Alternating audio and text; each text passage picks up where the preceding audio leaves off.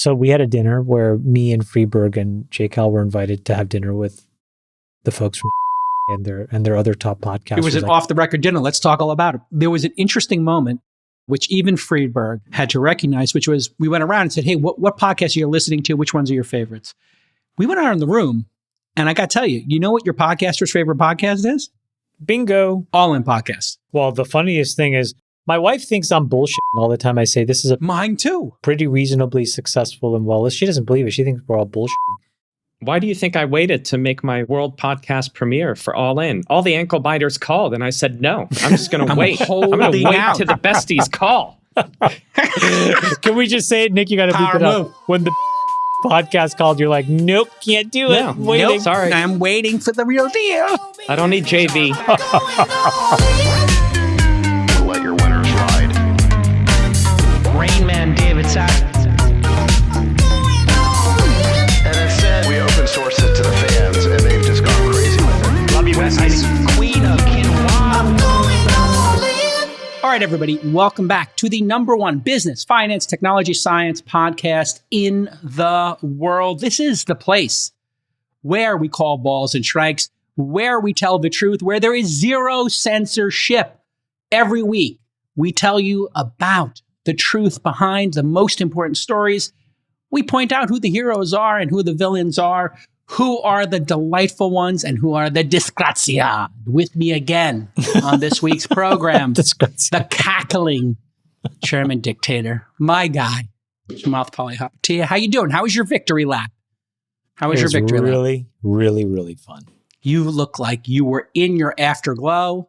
And I have to say, that was looking pretty good. Woof. We have some pictures. Don't worry, we're going to go through behind the scenes in a second. That's Armani came through for Amore, the Amore collection from Armani coming this fall. By the way, I mean, Armani Couture is like firing on all cylinders. The other one, which you'll see, is a great picture of this incredible jacket. Luisa Beccaria. Two shout-outs, Armani and Luisa Beccaria. You know, I was just thinking that Armani really has been making it happen. Now that we've talked about that, we'll talk about my wardrobe when the time comes. Let's just get through the rest of the intro. All right. And, of course, here he is, your Sultan of Science, David Friedberg. Move along, J.K. Let's go. Who had a wonderful... He's very bitter today. He's got a lot of anger. He is the barista of bitterness today. He's serving up bitterness all day long, and he had a great time at the... maybe he's a little upset about the Lex Friedman triangle we're in right now. I think that could be part of it. And we have a special guest here. Thomas Laffont is the co-founder of Co2 Management. They got a 50 billy under management, public, private, yada, yada. Before that, he worked at Creative Artist Agency for 7 years after he went to college. So he does have the college degree. He signed Captain America, which is Freeberg's favorite Avenger. Chris Evans. And has still Freeberg... a CAA client, by the way. Yes. And you're still in touch with him. I am not. You're not. But I've watched with wonder at what he's achieved after I left being his agent. It's been incredible. Great career. Now behind you, we see this incredible. No, but wait, you're missing the one. You're missing the one part, which is that Thomas was one of the highest rated speakers that we had at the All In Summit. Yeah, that's true. Actually, he did really great last year. Really crushed it. Of course. And I think I'm in the 7th bestie position, and hoping potentially after the podcast to at least move up by one. Okay, so there you go. Let's see what happens here. Now, what's this view behind you? This is Los Angeles. I definitely put you ahead of J-Cal, Thomas. So you're wow, you're up a spot. Oh my God, he really is serving up the bitterness today. Yeah, he's so mad. He's so mad. You know why? You know why he's mad? Because bitter? I'll tell you why. Because what did I do this time? This is for the audience. Jason is complaining all week in the group chat that he has influenza A. He's sending pictures of him getting IVs. So Freeberg, the conscientious guy and co-founder of the pod that he is, says, I will moderate. And then he invests his time. Okay. Oh. He's got a lot of things going on. He's got 3 kids plus one on the way. He's running a company. Strawberries. He prepares. And then you wake up after a dose of Tamiflu and decide, no, I'm ready to moderate. Of course. And you can't just do that because it's not nice. All right. Hey, Madame Producer, can you come on the horn for a second here? Are we really going to do this? Yes, we are. We're going to do it. We're doing it, Madame. This is so stupid. This is so stupid. Baba Booey. Did I tell you to get Freeberg involved? No, No. I did it myself. Okay, you went rogue. Can I say why? You can go rogue. I'm fine. I said, hey, Jason, how are you feeling? You said, horrible. I have the flu. I'm getting an IV tomorrow morning. To me, that was like, oh, okay. There's like a 50% chance he misses the show. So I reached out to Freeberg. I said, hey, Jason's really sick with the flu. Maybe you should just prepare yourself to moderate tomorrow. Okay. Now, when did I find out about this? When did I think find that was a smart decision. But you, sir, are a small, bitter man. And so what you did was you wanted to just, you wanted to blow up Freeberg's preparation. I found out about this morning. I found out about this like an hour ago. How are you feeling? I feel 80% of a normal J-Cow, which is 110% of any other moderator. I mean, get yourself Andrew Rohr Sorkin. Oh, I'm sorry. He's genuflecting at Davos to a bunch of mids. Well, we're going to get Lex soon. So we're going to get Lex soon. Oh, that'd be great. Hello, I am Lex Friedman. Welcome to the number one podcast in the world. Today on the program, we have Thomas Laffont, investor in such great companies as... All right, listen, enough shenanigans. We had so much fun. We tore DC apart. Let's start with actually just, Thomas, did you watch any of it on TV? Did you think about going? It was really like there were so many tech people in Washington this weekend. I saw the live stream. I talked to Sacks last night to get the download. And, my takeaway just from watching, especially the executive orders, was, democracy in action. Democracy self-correct. Yeah. And dictatorships double down. And to watch in real time a country of our scale and a democracy, decide to make a change, I think that's why we've been great for, 250 plus years and will remain great. So it was fun to watch. I'm really curious to see what your takeaway was. Okay, well, we'll just go behind the scenes. First of all, it's hard to see that this was me dressed up for Sax's ball. I really brought the heat. This is, by the way, Luca Rubinacci is the tailor here. It's hard to see. Is that a jacket. blue coat? So this is what I'm saying. I think the picture is very hard to see, but it's a very refined green paisley. Ooh. Subtle. Hard to bring it out. Now, I will say this was the most popular shirt over the entire weekend. This is just a simple Brioni tuxedo shirt. There was 200 versions of it. I felt bad when I saw, because normally I don't like to wear things that other people are wearing. Correct. Yeah. But what did Michael Saylor think of this when you saw Michael Saylor at the I met Michael's CFO, wonderfully nice guy. Okay. So this is us at the crypto ball. I went for white tuxedo on the first night. I've never had 3 tuxedos before, but David looked really great. I really loved this. Looked great, And Sacks had this incredible tux, which was more crypto themed. It sort of looked like the opening scene from The Matrix. So there was like this cool print. You can see my green in there a little bit, Thomas. In this one. Yeah. Got it. There's Sky and New Money Sunny, the president of Grok. Sandeep Madra, x.com/Sandeep. Here are the besties. I was, let's be honest, guys. Even in all your bitterness, Freeberg, you felt the love at this moment when we were all back together. Did you not? Well, about 5 minutes before this, when the 3 of us took a photo, it was great. Yeah. Yeah. Okay, great. He's so bitter. Do you want to let you moderate? You can moderate if you want, if you're that broken. No, you're doing a great job, Jake Hell. You're keeping us on track. We're 18 minutes into this and we're doing fashion still. You're doing great. Sky, Diego Burdikin, the co-founder of Cloud Kitchens. Oh, so handsome, that Diego. Can we go back to the Diego for a second? This is the crypto ball. Yeah. This was the crypto ball. This was Sax's event. It was incredible.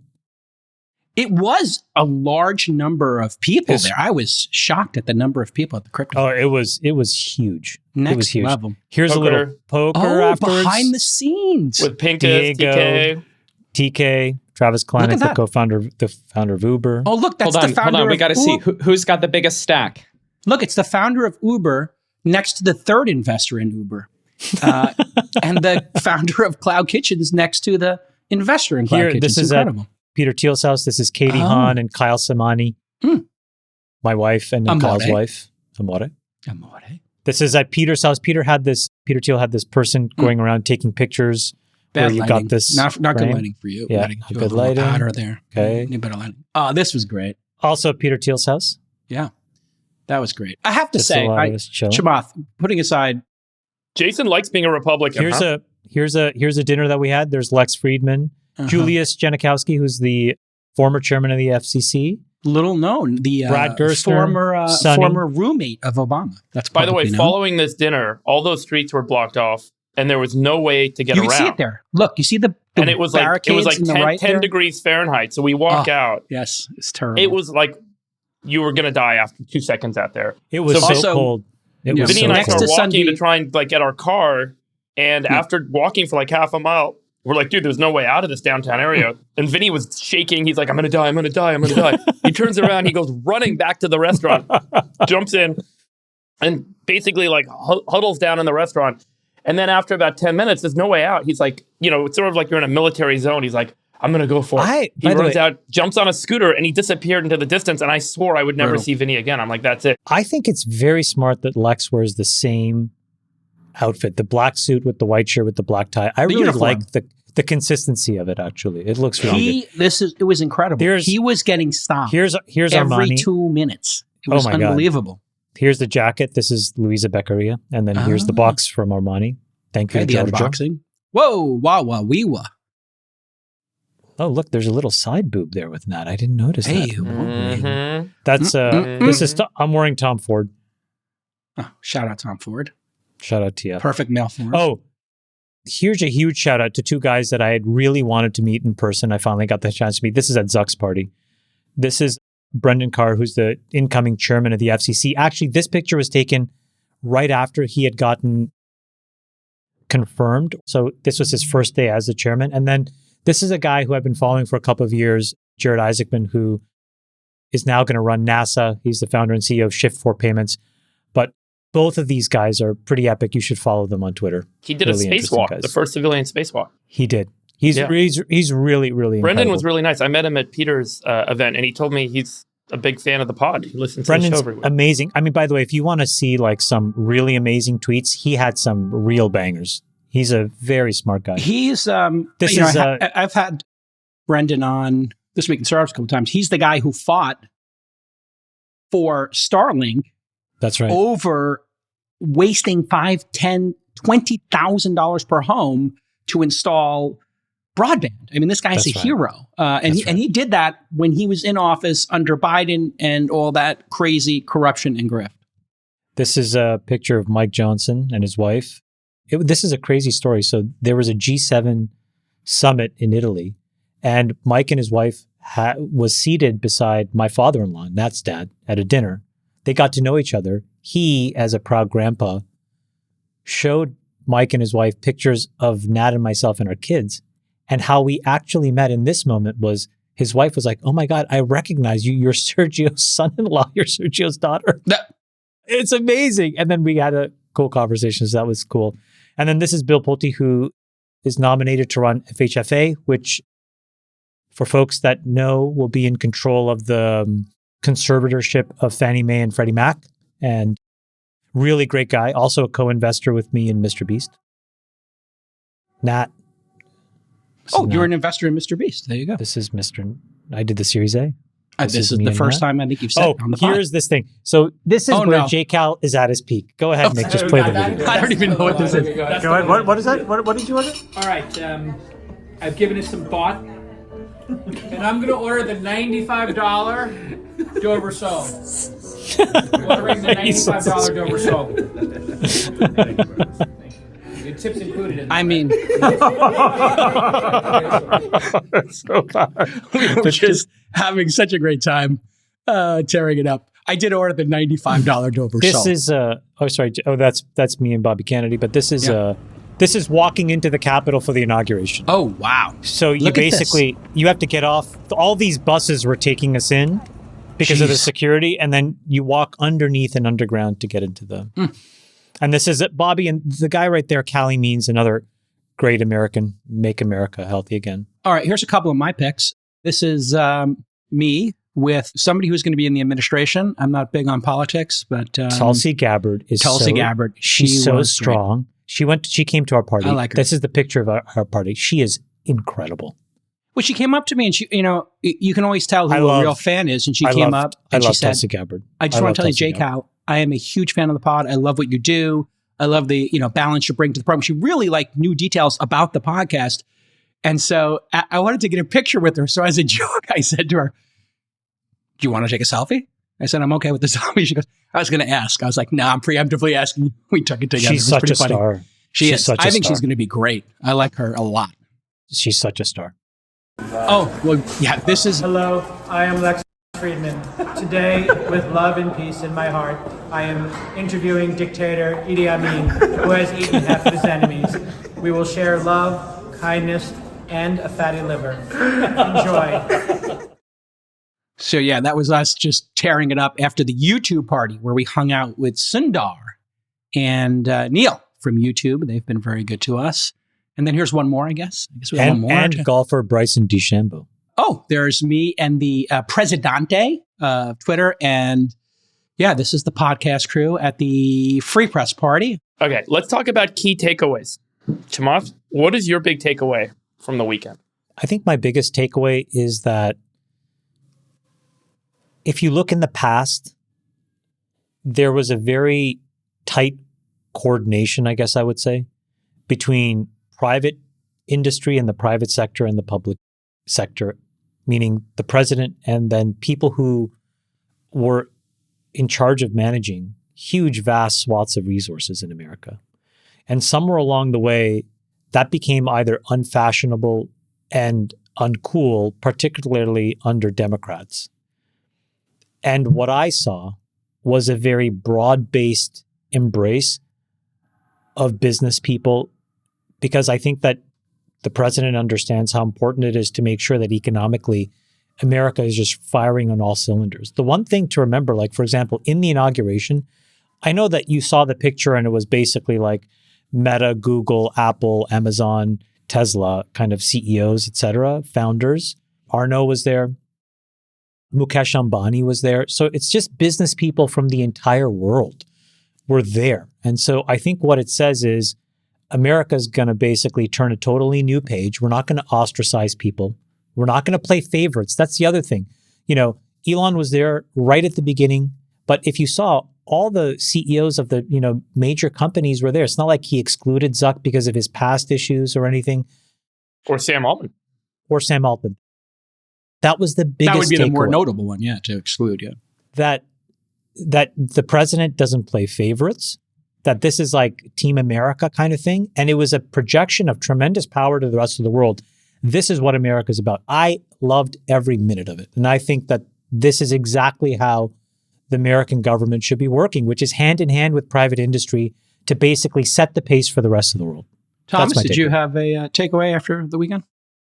I did. I'm curious what you guys thought, but to me, what was notable from Scott Bessent, the new Treasury Secretary, he was asked in one of the exchanges about the green energy race with China. And he reframed the debate, I thought, incredibly well, where he said, we're not in a green energy race with China. We're in an energy race with China. That's right. Right. And he made the point that China is adding 100 coal plants. It's adding nuclear. And to me, it was kind of just 137 gigawatt hydro facility, which is exactly unbelievable. And it was such a good framing of the debate because I think, Chamath, to your point, it's about reframing the right issues, right? And I think that just that little piece of dialogue to me is exemplified, and was a really important takeaway. And I think more of what we'll see over the next coming year. Freeberg, did you have a takeaway coming out of this? There was just so much. It was so impressive to be there. I definitely echo the sentiment about seeing the strength of America represented between the entrepreneurial engine that has driven this country for 250 years and the government that's meant to serve the people working together to try and take America forward. It was just really inspiring. The one thing that was the biggest kind of observation for me, which was a bit of a disappointment, unfortunately, is I feel like Doge and cost cutting is going to be a lot harder to realize than folks assume.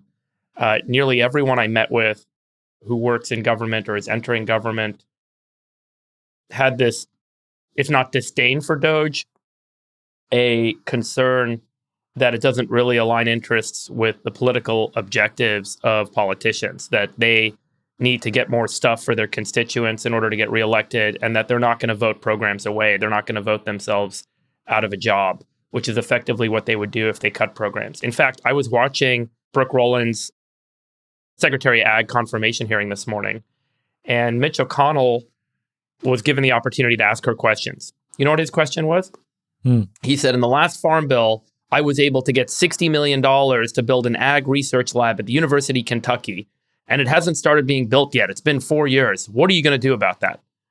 This is literally the intention of so many of these conversations if you sit and watch. And then I watched a similar conversation with a senator from Minnesota who, you know, I won't get into all the statements, but every single conversation you hear, and we even talked with Ted Cruz about this, is all about... He was great, by the way. I love Ted Cruz. It's all Ted about Cruz what, is excellent. It's all about what can I get for my constituents? How do I get more jobs and how do I get more money? And ultimately, that incentive is what gets people elected.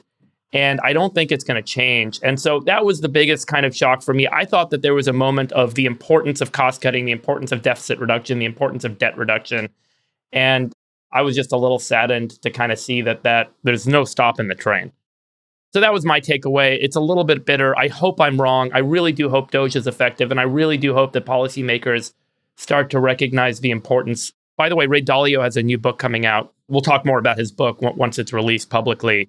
But it speaks very clearly to the challenge the United States is now facing with respect to spending. So I know I've talked about this. I know we all felt like there was a big reprieve with this election. But for me, it was a little bit bittersweet. Can I say a little bit on that first topic? I just want to double down on that, because one of the things that some folks said, and I guess it makes sense now that you think about it, but when you look at the confirmation hearings, there are certain folks for whom the resource allocation is relatively modest inside of America. They tend to just do much better in general. And if you saw Marco Rubio's confirmation process, there was, it was like 99 to 0, right? And to your point, what they say is that folks that actually allocate the internal spending in the United States gets a lot more scrutiny, because there's all of this horse trading, because they want some of this money to get allocated into their specific area. It is going to be a very complicated thing. The one thing, though, that changed, I don't know if you saw, but DOGE was meant to be outside the auspices of the government, and it wasn't actually a government department.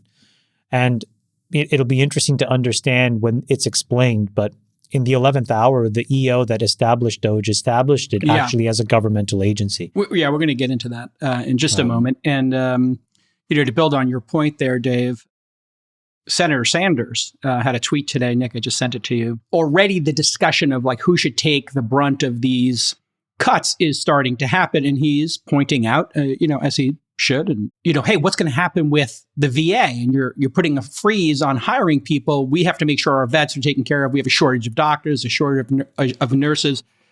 But we do have people, responding to him saying, hey, how are we going to pay for all this? So even if it's going to be hard to do, it's going to take courage, because you're going to be faced with situations like this, where does anybody want to see the VA's budget cut? And these veterans who are coming back, they should get all the services in the world. And these hard discussions are now happening, and it's not taboo. So the Overton window is wide open now to discuss even the budget of the VA and where is the money going to come from. So I think we're actually going to make progress on it. This was like a sacred cow, and now we're talking about it. To Bernie Sanders' point, I don't know if you saw, there was a note on there, Nick. Community Notes pointed out that Trump put that none of the cuts should impact vets. And so I thought that was a good use of Community Notes there. The one comment I'll say about Bernie Sanders is when Russ Vought, who is the nominee, Toronto MB, went through his confirmation yesterday, Sanders asked a similar question around Medicare and Medicaid. And what was interesting is Russ tried to actually answer the question and give the details around where there can be waste, fraud, and abuse. Sanders really didn't want to hear it. He just wanted a soundbite. So I think these confirmation processes are performative. They're hugely performative. Yes.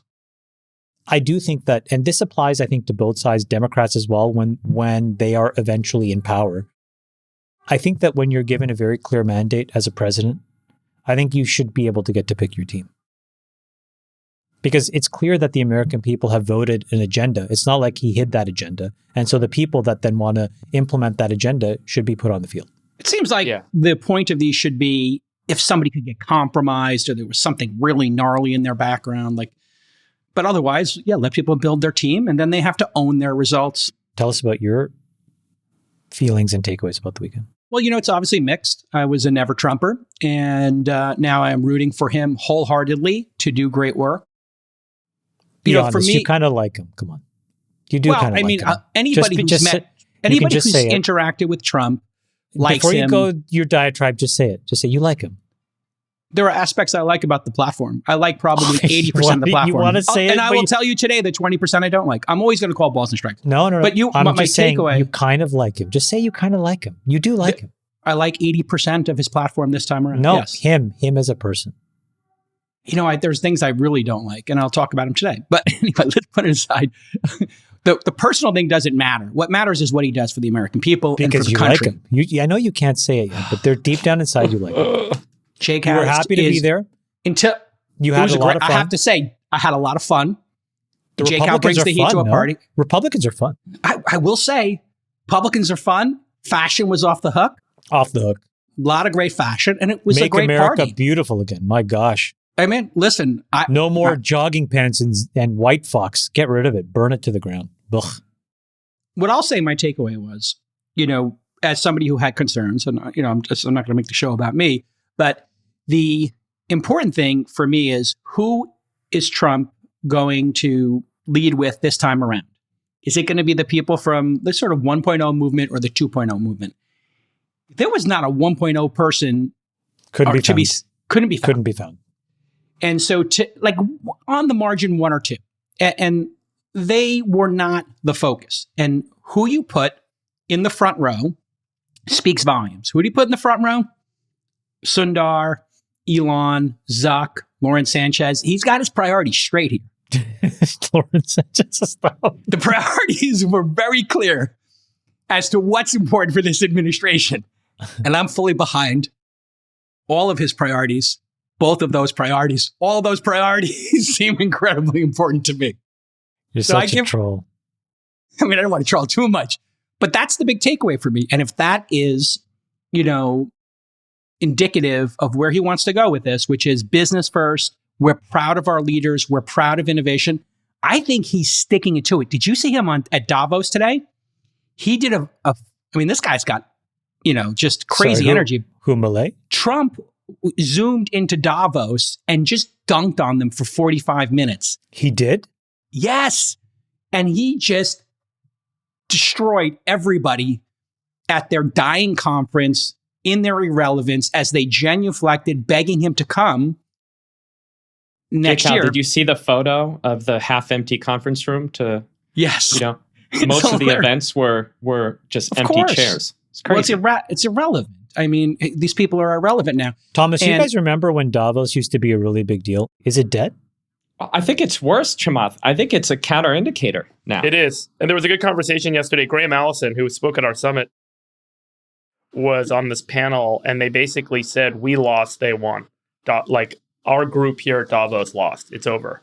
Yeah. And they're no longer, to your point, on the right side of history. They said, we had a point of view on the future. We believed we were going in the right direction. And everyone told us in this last couple of months that we were wrong. The gentleman, by the way, that spoke after Graham Allison was also very good. This is incredible. This is the greatest comeback in political history of a politician. And then, therefore, he thinks he can do anything.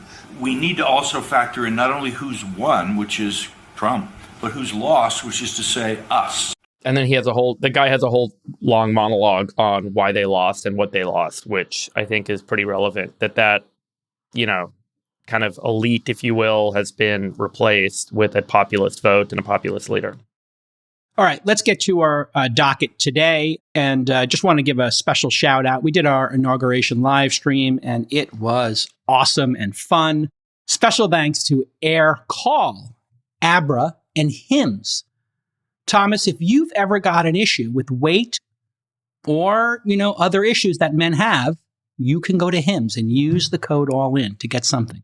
hims.com/all-in. I want you to write that down, Thomas, okay? In case you ever have any issues. That's what makes you think I haven't already? Well, anything's possible. Like, I mean, maybe we could talk. I mean, are you on the chews or the pills? Which one? Anyway, we'll talk about it offline. But that's a full head of hair. It is a really incredible head of hair. Thank you. All natural, baby. It's great. It's great. What product do you put in it? Yeah. Do you put product? Sea salt or you got pumice? What are you doing? All in one. Prel. Yeah. Shampoo plus conditioner, one bottle. Easy. No, but you don't use any product afterwards? None. Jesus do you blow yourself or do you have it blown? It's a question. I do both, but in this case, it's, like Cuba Gooding and Jerry Maguire, I air dry, baby. Oh, air dry. Gotcha. So when you're driving to that Santa Monica office, you just put the top down on whatever convertible, living that full lifestyle. Okay. Yeah, this is where I do have to admit, unfortunately, after you appeared on the summit, I had all these women. They were like, "Oh my God, Thomas Laffont is so good looking," and I was like, "No, he's not," because I'm very competitive in zero sum. When other men around me get, but you were the smash hit, and then I figured out it must be the hair, and also the glasses. I think the glasses were a huge hit. It looked very Clark Kentish. Are they real glasses, or you just wear the clear ones to get the extra intelligence By the way, points? Only time I've ever been stopped in the street in my life, in the Presidio, a very nice lady tapped me in the shoulder and said, "I loved your all-in talk." It's never happened before. So that says more about all in than me, but the reach is increasing. It's a little By the way, too shout much. out to Akash Singh who joined us on the live stream. Oh, yes. Akash was hilarious. Yeah. Thank you, Akash, filling in our DEI department. We lost Chamath and they sent Akash. So he did great. Get him back to guest host. Absolutely. Yeah, there's a moderator slot open, so he's going to be stepping absolutely. in. If you know anybody who knows science. All right, in our first topic, President Trump smashed the record for day one executive orders, 26 in all, beating the prior record of 9 by Uncle Joe Biden. And no other president signed more than one EO on day one since the Federal Register started tracking this in 1937. Let's go through them. If you want to comment on one, we'll stop and pause, or we can just run through them, gentlemen. Doge officially was established, and people are making note of the Doge SWAT team. Doge will assign an agency head to each federal agency. The agency head will build a 4-person team. This will include an engineer, an HR specialist, and an attorney. It was separately announced that Vivek was leaving Doge to run for governor of Ohio. Fascinating, interesting. I don't know if everyone's got a take there. They suspended the TikTok ban for 75 days. There's a lot more to get into this, so we're going to break that down a little later in the show. Let's talk about TikTok. Yeah, okay, we'll go right to that in a minute. The January 6 pardons, they pardoned 1,500 January 6 participants, including some that savagely beat cops. Very controversial. We'll get back to that in a moment. Ending birthright citizenship. This is a controversial one that is being fought legally. Those born in the U.S. to illegal immigrants would no longer be considered citizens if this holds up. The birthright citizenship is codified in the 14th Amendment, and 22 state attorney generals have already sued over this executive order, so it might be a performative one. Energy, unleashing American energy. We're going to jump into that one for sure. And then federal employees, a hiring freeze, and a full return to office. And the hiring freeze doesn't apply to military, immigration enforcement, or public safety. And then a regulatory freeze on regulations. Gentlemen, where do we want to start? Jan 6, TikTok, Doge. TikTok. Thomas, you're our guest. Where do you want to start? I'm happy to chat about TikTok. Okay. As we mentioned earlier, Trump extended TikTok's grace period by 75 days. Trump said he wants to get a deal done. He also said at a press conference that he'd like the U.S. to own 50% of TikTok and that it could be $1 trillion asset. That's unique and interesting. He was also positive about the idea of Elon possibly buying it, or maybe Larry Ellison, or anybody. So he wants to make a deal. What are your thoughts, Thomas, on what should happen with TikTok and what will happen? I don't know what will happen, but I do think it'd be interesting to share you guys. We are investors in TikTok. Okay. We invested back. It was obviously just a Chinese company, and investing in China was very different back then. But what resonated to me when I met the founder, and he just had a very simple idea, which is his view was, if I have a piece of content and it's a great piece of content, how can I have it be shared? And his view was that if you share it on Instagram, the only way people see it is if you had a lot of followers. And so he just had a really simple idea. And he said, what if I take every piece of content that's uploaded into the system and I show it to at least one other user? So no matter what that content is, at least one person will see it, even if you have no followers.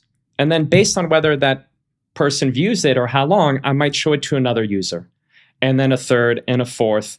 And it was such a revolutionary idea, and it really resonated with me at the time. And it just goes to show how we're in an idea business. And when you have a truly revolutionary idea, it can get really big. And so the whole genesis of TikTok came from that really simple concept of your content will be shown. And if people like it, it'll be shown to a lot of people. So obviously, I mean, if you look at TikTok in the US, we can just kind of very back of the envelope look at the math, right?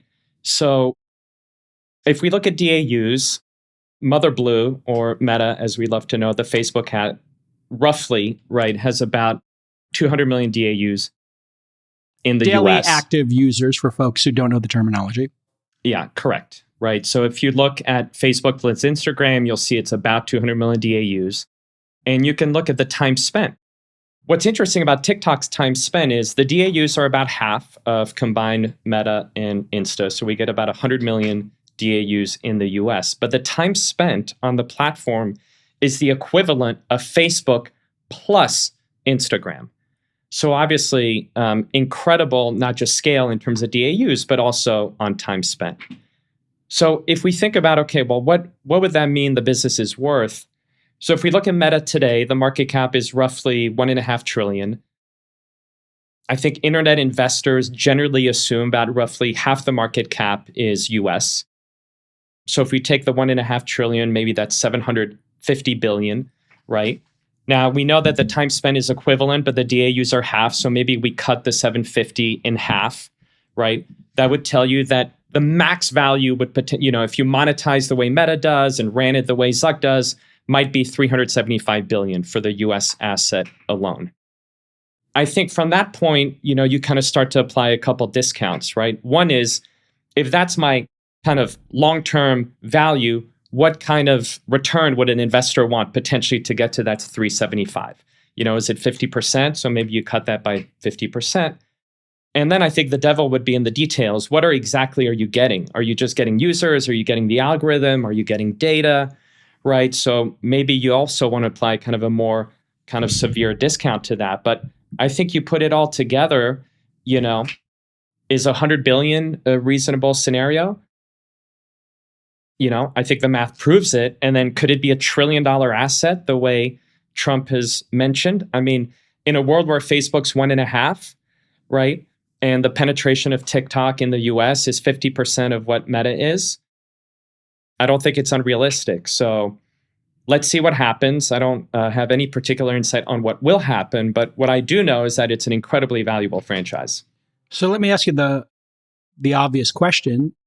People are looking at this and saying, wait, you're going to take 50% of your shares. And in this case, we actually have somebody here who has shares. So are you comfortable with the government seizing 50% of your shares, I guess is one way to frame it? Well, I don't know. I mean, first of all, there's kind of no deal, so it's a little bit hard. I can tell you that that's the deal he proposed. So if in that scenario, would you, we never attributed much value to the TikTok US asset, in the sense of our analysis was always based on the value of the Chinese business, specifically because it's just hard to know what the TikTok asset ex-China would be worth, right? Is it worth zero because it's so compromised regulatorily? Is it worth a lot more? It's just very, very difficult to know. So we always took a very kind of conservative view of really looking at kind of the Chinese and some of the other assets as the core value of ByteDance, the holding company. Ultimately, what TikTok happens, I mean, it's the classic when you try and sell a company, what's the value? Where it depends. Is there one bidder or 5 bidders, right? Is the government the only bidder for that asset? In that case, it kind of will indicate a value of X. Or are there other companies that potentially could be an acceptable bidder to both sides? Well, the Trump deal, though, is he's saying the government, the United States government, the citizens of America would get half of the company. So that would be the equivalent of you giving half your shares. The U.S. company, yeah. So what do you think of this proposal? Because this seems like unique in all the world. So if in order to have it spin out and maintain half your shares, would you be willing to give all of us, the government, the citizens of the United States, half your shares? Well, I mean, if you think about it, what did we learn For a couple a days license. ago? Yeah. We learned that it might just get shut down and be worth zero, right? So in one sense, anything that's greater than zero by definition is kind of better, right? Yeah. I think ultimately it will kind of come down to, does the government want to be the only bidder for the asset, or would the government be comfortable with either Elon owning it and merging it to X, or Microsoft owning it, or what have you? Freeberg? Well, Thomas, let me ask you a question. Can you just tell the audience a little bit about, because you guys have been involved as investors in China for a long time. I would love for you to share behind the scenes what has gone on with respect to being an investor in China in technology over the last couple of years. What has changed and why, and what goes on today? You guys made a fantastic investment in ByteDance, which is the parent company of TikTok. You've made other incredible investments in China. Are you still investing in China? If not, walk us through what happened and why. I think if you look, Dave, at virtually all of our investments in China were Chinese companies catering to the Chinese market. Right. And there was a massive trend of a very significant economy that was adopting technology, right? And so we can think about whether that be smartphones, companies like, Huawei, whether it was companies like Meituan that were doing food delivery, or Tencent that were doing gaming. And so, all our approach was basically based on these companies. And by the way, a lot of them were public, which is what people don't remember. Chamath, you may remember, but Tencent at one point was a public company listed in Hong Kong. The market cap was 200 million. Yeah, I do remember. So what was interesting about it, Dave, is a lot of that played out. Baidu was an early IPO, right? So a lot of that trend of Chinese companies catering to the Chinese market really kind of played out across public and private markets for over 20 years. Yep. I think to me, what's significantly changed over the past 5 years is technology really became a matter of national security. And I don't think that when we were early investors in Meituan, right, that we necessarily viewed that as a national security threat, as an example, right?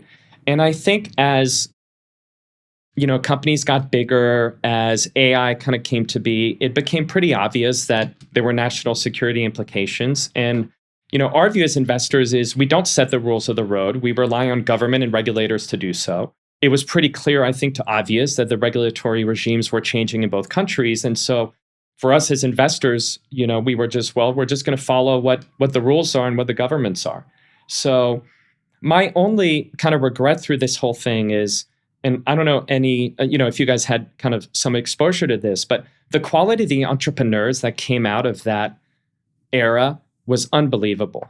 Yeah, it's a strong cohort. Yeah, absolutely. When you think about the founder of Meituan, Wang Shi, and just how brilliant he was and what he's done with that franchise, and not just doing food delivery, but also the software operating system for restaurants, right? It's truly incredible.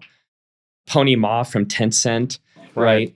It was such an incredible group of entrepreneurs. They were a lot of fun to be around. They were excited and passionate about bringing technology to their country. And, is it over? Yeah. Hard to know. I mean, if you look at the capital markets, you can see we've not seen a tremendous amount of innovation, right? Or new companies kind of coming out. So I think the key question is, is it a pendulum? And, does the Chinese regulatory regime kind of move one way and then it kind of moves another way? Or is it kind of fixed in this state? Is it your read? Is it correct to say that the CCP wanted to stop this extraordinary wealth creation by a subset of individuals in the country, that this was kind of becoming too much of a capitalist enterprising system and challenged some of the foundations of the CCP? Is that what was going on and why this all got throttled back? Is there something else, some other kind of, security reason? I don't really know, Dave, because as an investor, it's, it's not a regulatory regime that you have any interaction with, right? You're really talking to the entrepreneurs and you're kind of reflecting off of their energy and their business ideas, right? So, we would meet businesses and we would meet founders. And if the idea was kind of interesting to us, we would kind of fund it, right? So it's a black box in some ways, in terms of a market to invest in. You only have a limited amount of information.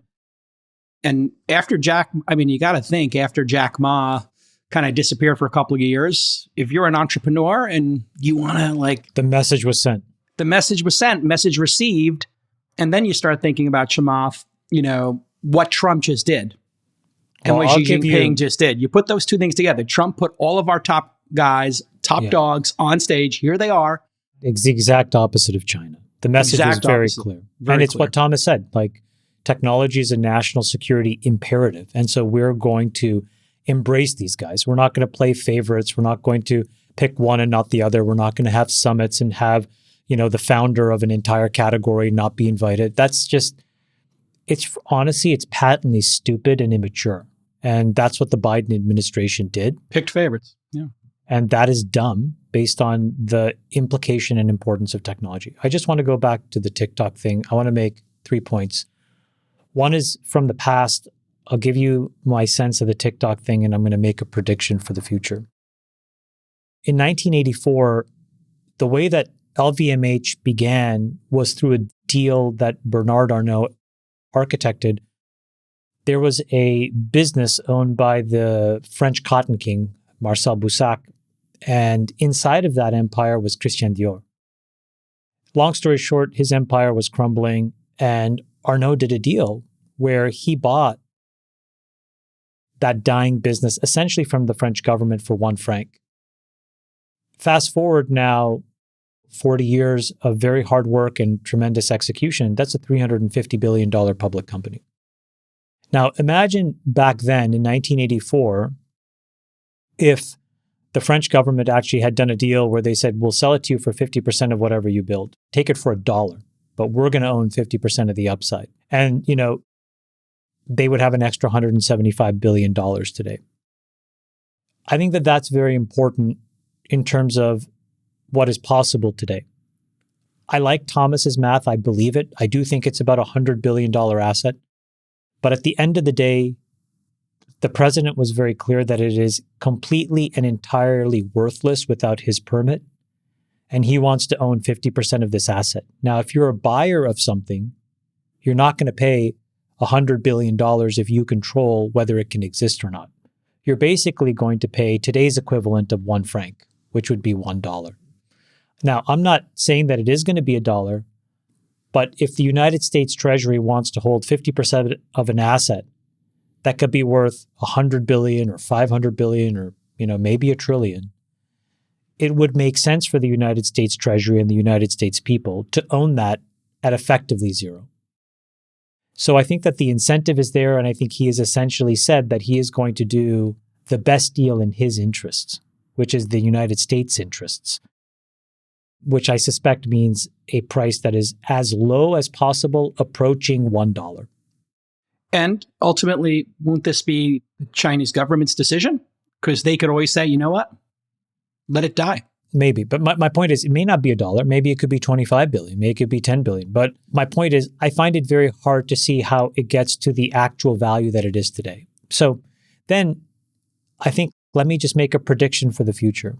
There's a question that this raises, which is, does it make sense for the American government to be a little bit smarter going forward about how it allocates incentives and resources? The American government is still the largest single landowner in America. We give concessions to private companies to drill, to build things. And it just turns out that if you apply this example more broadly, wouldn't it make sense where when you create incredible economic incentives and upside for private investors and investment, for some portion of that gain to go back to the American people? Is that a bad thing? I don't think so. For example, if you said, we're going to accelerate permitting for all these data centers, we're going to make any form of energy, which was the opposite of what the Biden EO said on his way out the door. He had all these conditions. But if the President Trump's EO on data centers says any kind of energy, but we want to own a 5% royalty, and we'll allow you to put it on federal lands, or 10% or 15%, would it really change the underwriting that Blackstone and all these other companies will do? I don't think so. Would it enrich America? I think so. Would it make it easier for people to feel like they're participating in all of these incredible gains? I also think so. So my prediction is that this becomes more of a template for the future. It'll be less about permitting.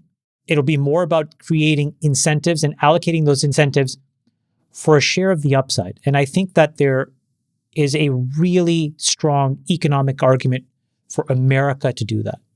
You know, Chamath, to build on that, people don't remember, but Tesla got $465 million from the Department of Energy. That was called the ATVM program, which was the Advanced Technology Vehicles Manufacturing. That was a very visionary program at the time. Visionary. But it took no equity. But it didn't take equity. And that was dumb. So dumb. They should have gotten some portion of equity, some portion of a loan. Tesla did so well, thanks to Elon and the team's hard work. I think the president, they paid it back early. They paid it back early. That's how well they did. If they had owned 10% of Tesla, but 10%. Yeah, I think the president has sniffed this out, by the way. And you may not think that these are related, but when he said that he's considering eliminating federal income tax and funding this thing from tariffs, and he just had a press conference today where he's inviting every single company to come and make things in the United States because he will create economic incentives to make it here cheaper. But if you make it abroad and bring it in here, he's going to charge money and a tariff. All of this are part and parcel of, I think, this broader economic realization. And unlike 2008, 9, and 10, when we were allocating money, or 2020 and 21 and 22, where we were just sending money out the door with, frankly, no consequence and no accounting, this time around, I think he's got some incredibly sharp business people. This is, by the way, the upside of having folks that have actually been successful in the real world, working inside of government, is they're going to help him get to this realization. And I think it's a really good one. I don't think Tim Waltz would have done this. My only pushback to Chamath on that would be, I just think it's a dangerous game for the government to start picking winners. You know, I wouldn't, for example, if it owns 50% of a TikTok, does it disadvantage a Meta, as an example, right? And I do wonder, is the value capturing mechanism for the government taxes, essentially, right? So the way you capture the portion of the value creation of these companies is through a tax system. And I do think we just have to be careful of the government all of a sudden picking different companies to win. You know, I do think having a good set of incentives, a level playing field, let the competitive dynamics of different companies fight each other, and then capture the value through taxes. I think you're right. And I think that part is absolutely fundamental. But I think there is a way to architect this. For example, you have these RFPs that by design have to be published in the open source and available for anybody to bid on. My only point is just to say that when there is an ultimate winner, why not have a small stake in the upside? Look at the amount of money that the DOE gives in grants. I'll give you an example. You know, one of these companies that I helped start a few years ago to make advanced battery materials, we got a $150 million grant. I'm very appreciative of that grant. But if they also asked for 5 or 10% of the equity, I would have still said yes. Of course you would have. Yeah, it's a great deal. And why not give a little upside to the taxpayers? I agree with that. By the way, a parallel to that would be spectrum, right? If you think about wireless, right, kind of got built, the government auctioned off spectrum and then allowed public, private companies to kind of come and bid on it. And, so there's a lot of different interesting mechanisms you can bring to that. Yeah. Freeberg, which EO would you like to go to next? Well, I'll just wrap on the TikTok. Sure. I do worry a lot about the precedent being set here with respect to foreign government actions on U.S. companies in their local countries. Imagine the CCP tells Tesla they have to sell their Chinese operations and give 50% of the Chinese operations to the Chinese government because of their concerns about security, where Tesla is now able to track Chinese citizens driving around and where they are.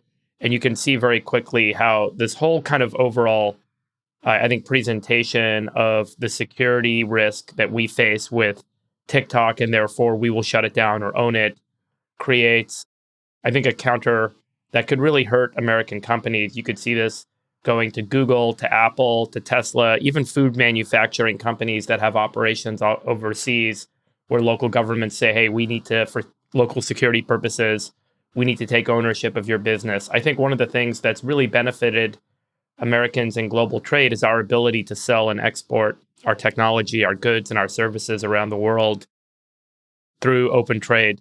And I do think that we've used this kind of TikTok security thing to say this is a rationale for us doing this as a one-off, but it also opens up a lot of other people to say this is a one-off. And so I'm just generally very wary about this whole TikTok situation, opening up a can of worms. You're 100% right. And by the way, the CCP's done it already. They did it to Apple. And if you follow what happened when they introduced iCloud, I don't know if you remember GCBD is the Chinese state-owned data company, the cloud provider there. And they just told Apple, we get all the data.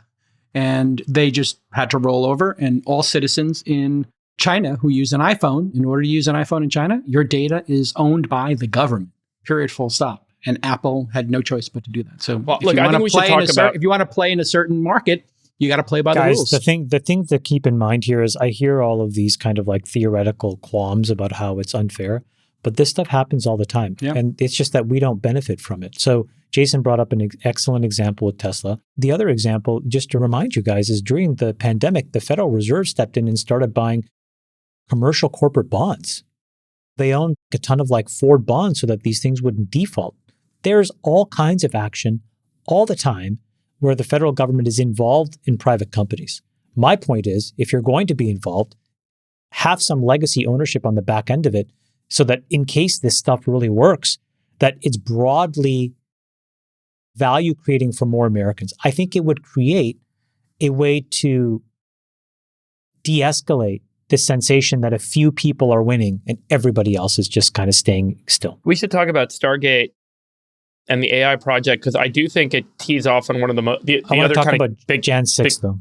Okay, but it does tee off of one of the other kind of key things that I heard a lot about in DC, and I know Thomas is passionate about, like I am, which is electricity capacity build out in the United States, because it's critical. And like building AI infrastructure means that we need to build energy infrastructure. All right.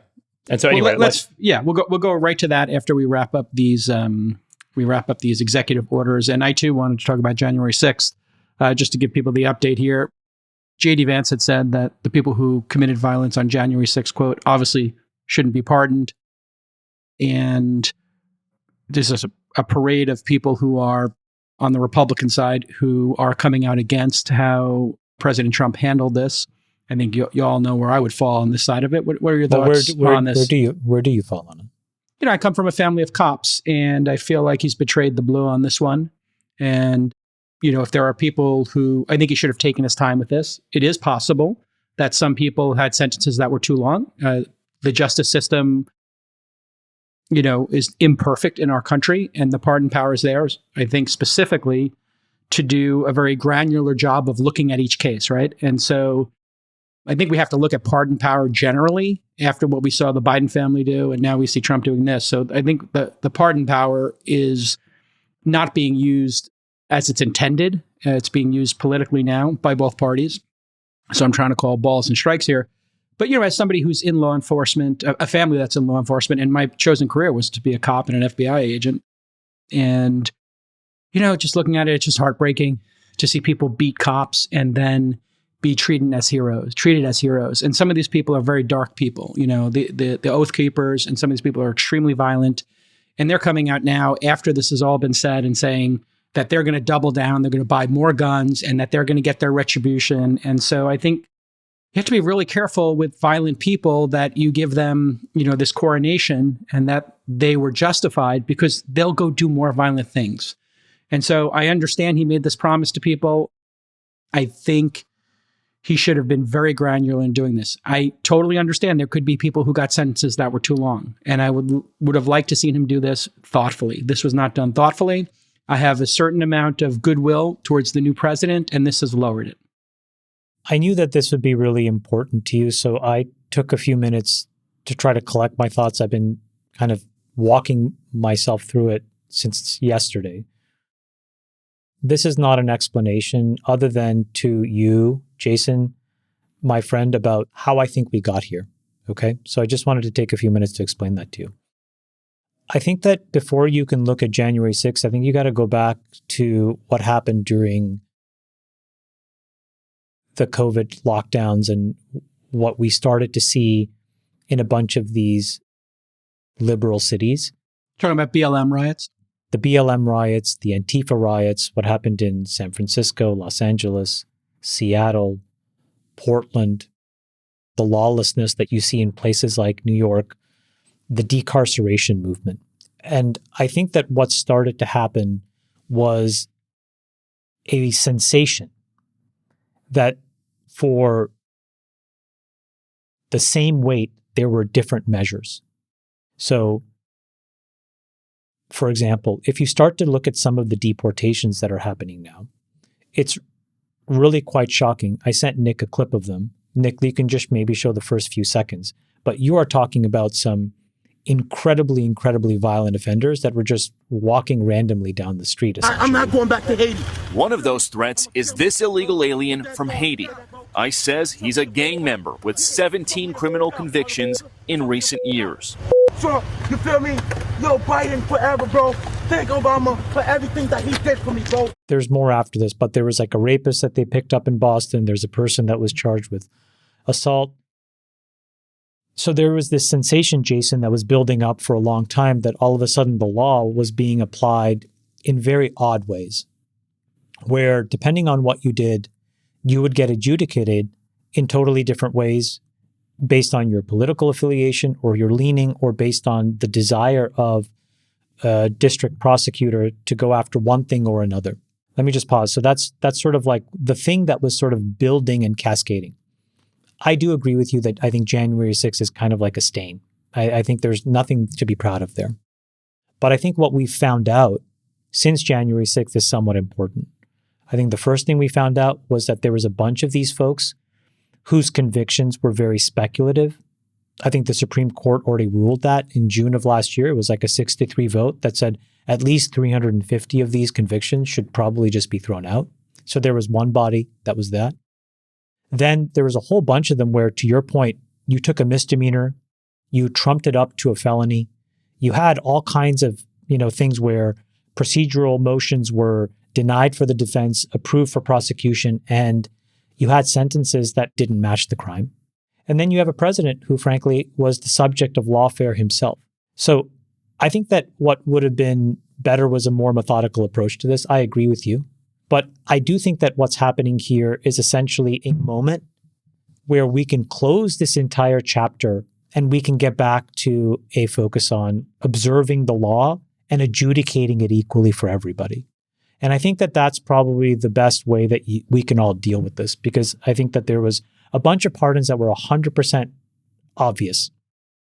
And then there was a bunch that were just, had to be done because the court was perverted in how they dealt with some of these folks. Then there was a small number, and I don't know the exact number, to be fair, Jason, where these folks did some really bad stuff. Now, it's also mixed in with this thing where there was a bunch of informants. Then there was a bunch of folks that were paid. The informant stuff, super complicated. We'll have to wait for that to come out because that's in conspiracy corner for now. My point is, I just went and I collected that as a way to try to explain to you how I appreciate you understanding my passion on it and wanting to bring it up. How we got here. I think it's sort of like... I'm well aware of it, yeah.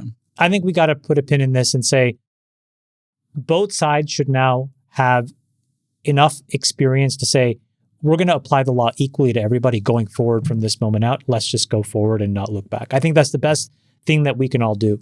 Let's hope.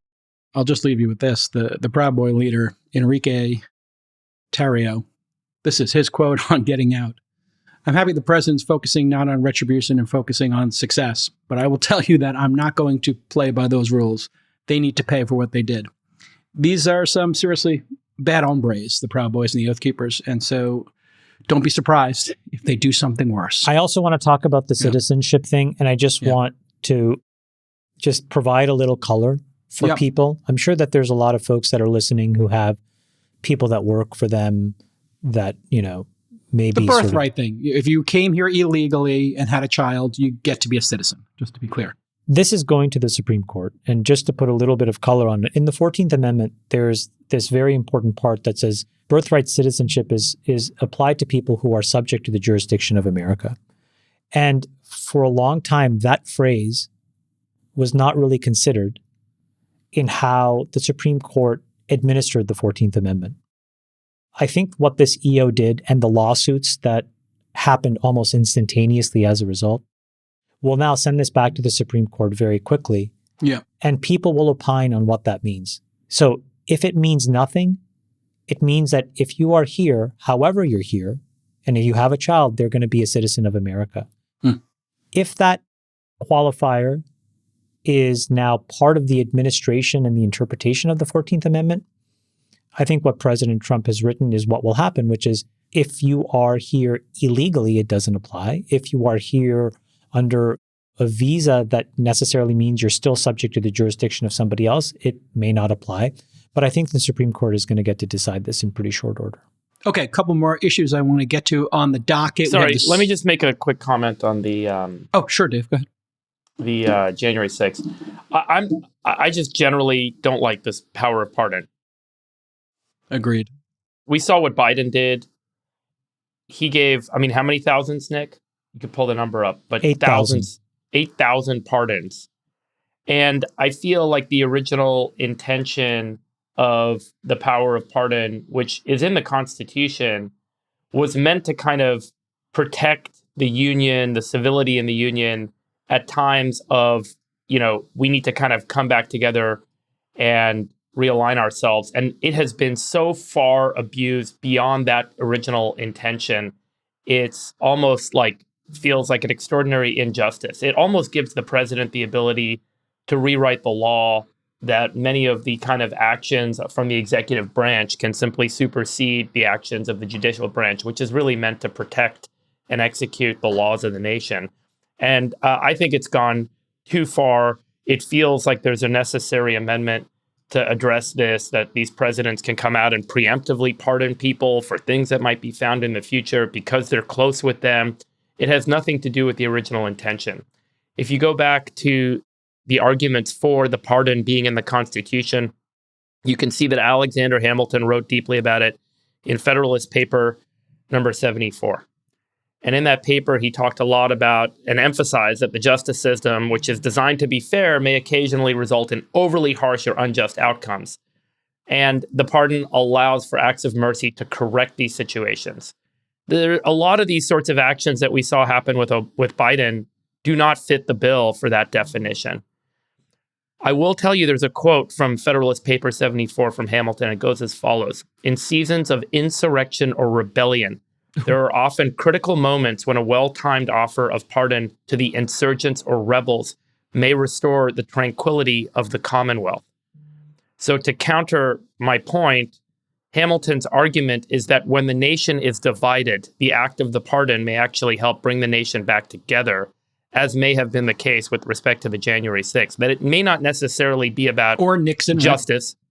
Or Nixon, and it may not necessarily be about justice, but is much more about restoring tranquility of the Union and allowing the nation to move forward, even though it may not seem just, it may be the right thing for the nation. So I'm not trying to defend the action or defend the pardon. I really don't like the act of pardoning as a kind of tool that's being used in 100 different ways. And it certainly seems like it requires change. So yeah, and just programming note here, research note, 6,500 people of those 8,000 seem to be convicted of marijuana possession or distribution.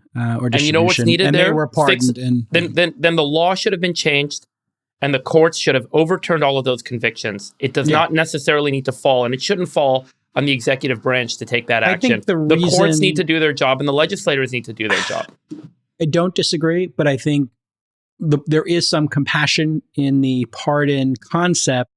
For how long do they have to wait for that? Yeah, I mean, how long do you have to wait for that? You know, and then like the people who were, you know, convicted of selling dime bags or having an ounce of weed on them were black and brown, and then all my white friends who started weed companies are now taking them public in Canada. So shout out Trudeau. All right, let's keep moving here. I think we did some good job here on the reconciliation on the pod. Where do we want to go next? Stargate project? Stargate and energy. Yeah. Stargate and energy. Stargate. Okay, so here we go. And I'm going to go to our guest here, Thomas. Thomas, anything on January 6th or controversial topics like smoking weed that you want to jump in on there? No? Okay, great. Sure. Your LPs just breathed. Hey, you're coming on the All In podcast. When his LPs, they're going to be so happy But then when they hear the J6, they're just going to be clenched waiting for the segment to end. Oh, wait, hold on. My mic went out. Oh, never mind. I missed it. Okay. All right.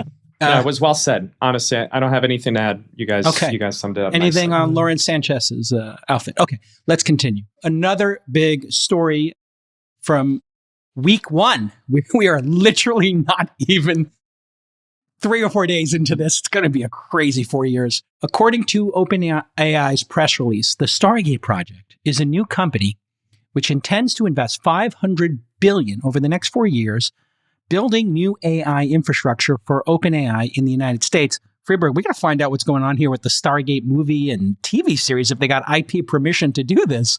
SoftBank and OpenAI are the lead. Good question, Jacob. I mean, I'm just thinking out loud, and we have to talk about where this ranks on your list of great sci-fi and top most 30, accurate top 40 sci-fi. Okay, definitely, right up there with the Star Trek original series and the Next Generation. SoftBank and OpenAI are the lead partners with Oracle and MJX also participating. Oracle, NVIDIA, and OpenAI will build and operate the infrastructure. Microsoft is sort of involved, although we'll see about that. Masayoshi Yoshi-san was at the announcement. He's going to be the chairman.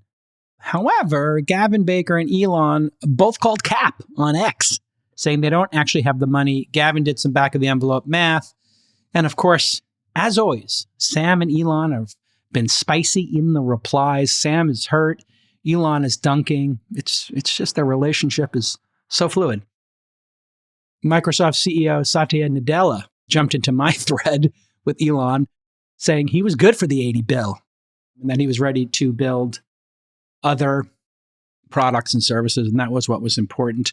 What do you think here, Thomas? Is this, are you an investor in OpenAI, I guess? Let's get that out there. Or in XAI, just so we know where you're coming from here if you're talking your book. But I am an investor in OpenAI. And okay, so there's 3 points I want to make here. Go. Point number one, going back to the origins of of this podcast and, sitting, watching both public market investors and venture investors, one notable difference is, I think venture investors tend to be very tribal. So if you're in one tribe, you are by definition not in another. And, I think there's a lot of kind of domain specific reasons for that. For me, as my legacy as a public market investor, I'm very comfortable being both, pro OpenAI and pro Tesla and pro X. And so I just kind of caveat that kind of, as a first point. My second point is, can we do a slight detour on Masa for 1 minute? And I'm curious to get your guys' opinion. But is Masa the GOAT?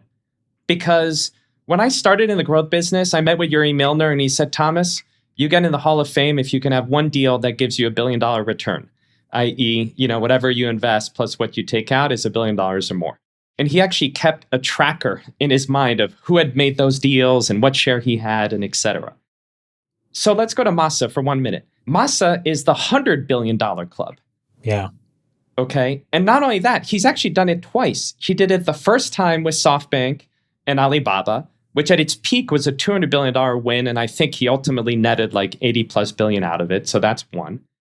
He did it again with ARM that he bought for 30 and now is sitting on a gain of 35 billion. And he could have done it a third time with NVIDIA, if he hadn't sold. I mean, guys. There's nobody like him. There's incredible. Like him. Incredible. So, you're 100% right. You got to give the man his flowers. He is the GOAT. I'll tell you what, Chamath, I am never betting against Masa, ever, because you got to give the man credit for what he's done. And so now let's go to kind of OpenAI. You guys mentioned we do own some OpenAI. I am bullish on OpenAI, which I guess is now a counter against the grain kind of view. But guys, my point of view on OpenAI and the reason I'm so bullish is really kind of ChatGPT. And I do think when OpenAI gets, it does have different businesses, right? It's got the model business, it has the API business, and then it has the ChatGPT business, right? And if you look at the downloads, maybe Nick, bring up the charts, but it is really interesting to watch the market share of ChatGPT versus Google, Gemini, and Grok. This is both in the US and international. It really is a dominant kind of franchise, right? It is maintaining 80% plus market share. JCal, if this was ride sharing, right, we would say, wow, this company is the winner, right? So to me, I think the quality of the ChatGPT franchise, right? I think they disclosed 300 million weekly actives, over 1 million enterprise users. It has become a core part of my own workflow. You know, I have it on my phone, I have it on my desktop, I use it all the time. I can't even quantify the value that it brings. It's so important for what it does for me. So, and I do think that it just keeps getting smarter. Every query that I ask, it learns more about me, it learns more about our system. So I do think the ChatGPT franchise inside of OpenAI is one of the great, most successful, fastest growing kind of stories. So that's kind of the underpinning of my kind of OpenAI thesis.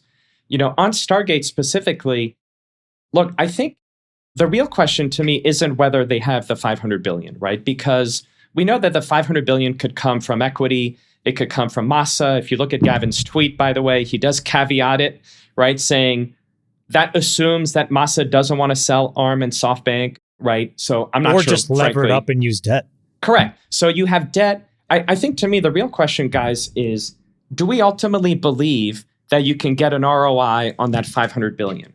Because if you can, there will be people that will want to fund it, right? You can do it data center by data center. You can do it actually at the GPU level, right? So the financing is there. To me, the 500 billion doesn't scare me from an absolute number.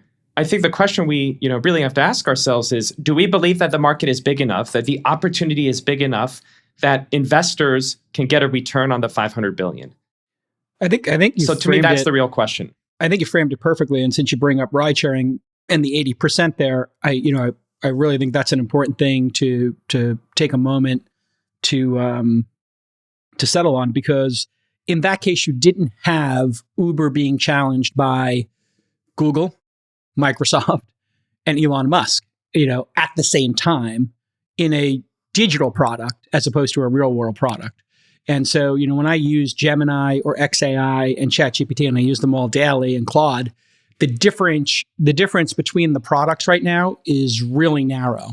And I think, if the equivalent would be somebody who had 100 million cars on the road already competing against Uber, which, doesn't exist or didn't exist at the time. So that I think is the way I look at this, as a slightly different type of race. I do believe the ChatGPT franchise is worth something, but I think enterprise folks, when I talk to them, want the open source product most of all. So anyway, I think it's still anybody's game right now. And I don't know how you get a return on 500 billion invested in this. That's the other thing. And I don't know if that's the real number. Freeberg, what do you think? I don't know. Yeah, this is out here in some crazy. Well, I think, guys, the way these things happen, right, is you don't fund it all equity up front, right? I think these things get funded facility by facility, data center by data center across 4 years, right? And to Chamath's point, it's not just equity; it's site level debt and et cetera, right? It's a complex capital structure to these things. But look, we live also in a world, right, where I was just kind of looking at this chart, the kind of cloud CapEx chart, right? And we know that in total, 2025 CapEx for the top 5 players in the US is going to be 312 billion, right? So that's this year, that's in 1 year. So we can also kind of frame this in saying, hey, does that number make any sense versus what others are spending? It's at least kind of in the order of magnitude, right? When you think about it's over 4 years. By the way, another really interesting kind of corollary on this point is the US internet companies spend 20x what the Chinese companies spend on CapEx. Really interesting as we think about our competitiveness, right? Dave, to your point, it's not just power, it's also kind of compute. I mean, pretty powerful that you're spending 20x what your competitor is on these kind of advanced technologies. Chamath, how do you look at this? I think that value and money are correlated in some industries, like real estate or heavy industry, but I don't think that it's very correlated in tech. And I tried to say this in my tweet. I don't know, Nick, can you find this tweet where I was just talking about the DeepSeek model? So what did we see last week? We saw a model that got released by the Chinese under, by the way, a totally open source MIT license that you can run on a laptop And it turned out to be as good as OpenAI's O1 model, so a couple of versions old. But the point is that this model cost millions of dollars and was able to compete with a model that took billions of dollars to train. So my takeaway from that was that these costs are falling really precipitously. So that's sort of my one observation, is spending more money doesn't necessarily get you further along if the goal is progress. And I think that that's very true in what we're learning about AI, because we're learning as we go along. So then I think it just brings up this question of what is the point of saying all these grandiose numbers? And this is where, if you look at a different industry, like if an oil company came into the Oval and said they were about to spend $500 billion, you kind of know that it's real because you know what these things cost and you know what the entire infrastructure will be, and you know it's all directly correlated. So we know what goes on. Yeah, so the deeper the oil is in the ground and the harder the rock is that you got to break through to get there, the more you have to spend. So those numbers become very grounded in reality. If you were a rocket company and you wanted to build a rocket and send it to Mars, you can also be very detailed in what the costs are. And you can assume some amount of reductions of scale. If somebody said you'd have to spend $500 billion. The thing is that when in this world, it seems that there are these advances that are happening that allow you to do things cheaper and cheaper almost overnight by spending 1/1000th of what you spent even 6 months ago. I think the spending money part, to be honest, is more of a gimmick than it is a technical commitment. So I guess if they want to spend the money, go ahead, but it doesn't actually tie to whether they're going to be able to make custom vaccines, whether they're going to cure cancer. So I kind of thought that these things were disjoint. And so my takeaway was entirely different. It was not a commentary on Masa or Larry or Sam. I think all of those three companies are frankly very good. It was more a comment that you have to be very careful to protect the president's legacy, if I were them, to make sure that the things that get announced are actually further down the technical spectrum and are actually going to be real. Because if they achieve these things, but it costs you $1 billion and you only hire 50 people, there's going to be a little bit of egg on the face. And so that was sort of my own takeaway. I think that the things were decoupled. It just seemed more marketing and sizzle and kind of hastily put together.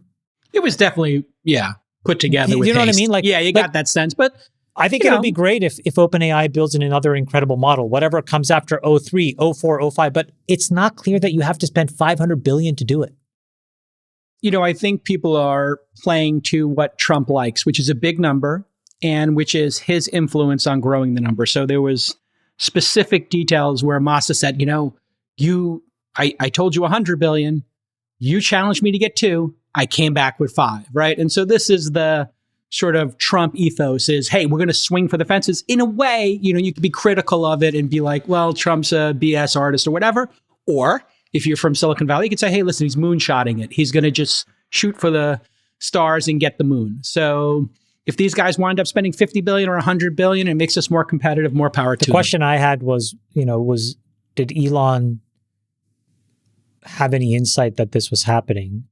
Probably not from the reaction on I X. bet he did. I think I have no insight either, but I do think if you were going to be critical of Trump that he was putting his thumb on the scale for any one company or individual, this shows that he's not. It's an open platform. The Trump administration, it's an open platform. Highest bidder gets to come to the White House. Whoever spends the most, whoever buys the most military, buys the most ammunitions from us, you're going to get your time in the White House. It's this is a capitalist country, and this is the greatest one in the world. Equal opportunity. Anybody can make a bid. One of the obvious consequence of this data center and chip infrastructure effort, which is obviously going to happen with or without government involvement, is an increase in electricity demand. Thomas, I know you've got some slides. Do you want to pull those up and show them? Because I think they're something I've talked a lot about on the show, which is the difference in electricity production capacity in the US versus China historically, and then prospectively going forward. Ultimately, as I've talked about in the past, right, the US today is paying roughly, call it 1.5 to 3x the price per kilowatt hour for electricity in the United States over what China's paying. We have I believe, half of the electricity production capacity of China. They're adding more. The cost to add is 1/10 of what our cost to add is. Call it 1/10 to 1/2 our cost to add per new gigawatt of production capacity. Everything is in the wrong direction. And ultimately, if AI and automation are the critical factors for economic growth going forward, and electricity is the critical input to that, we are hugely disadvantaged and aren't going to catch up. It seems like you've pulled this analysis together, which kind of indicates the same, if you think it makes sense to walk through this now.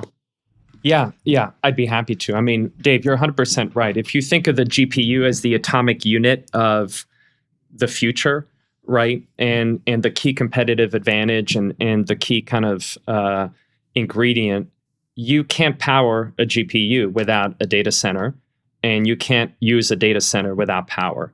So I do think at the end of the day, it really comes down to the grid and it comes down to power. So I think that's kind of constraint number one. The other thing, Dave, that I think is really important is in an inflationary era, you do not want to increase or have this industry be perceived to be increasing electricity prices for the consumer, right? So somehow we need to add capacity. We need to make it so the consumer kind of doesn't go bonkers by having their bills go higher. And we can, Nick, run through a couple of the slides, but the data shows exactly kind of your point, Dave, right? Which is we basically did not invest for a very long period of time, right, in our grid, and China did. And if you keep going, we can kind of run through these a couple of times, but that wasn't always the case, during kind of like the post-World War II boom era, during the information age, we did invest and we did a lot of it. And then suddenly in 2000, we just kind of stopped. And right? This is globalization, you're saying, is why we stopped. Exactly. Yeah. Right. We start to outsource. Interpretation of that we didn't have factories. We didn't have factories, so we didn't need as much power. What's the reason we didn't invest or we didn't need to? I think we just outsourced a lot of our hardcore manufacturing. The USD industrialized. Yeah. Correct. Okay. That's no that's factories kind of equals no need for additional electricity. Now the new factories are H100 factories. We need it back. Yeah, our AI factories, right? AI factories. And by the way, the way to think about it is almost like a subscription business on a net ad basis, right? Yeah. So this makes it even more stark, right? Because this is kind of net additions and it just kind of speaks for itself, right? And just read the numbers out so the audience that's listening can get a sense here.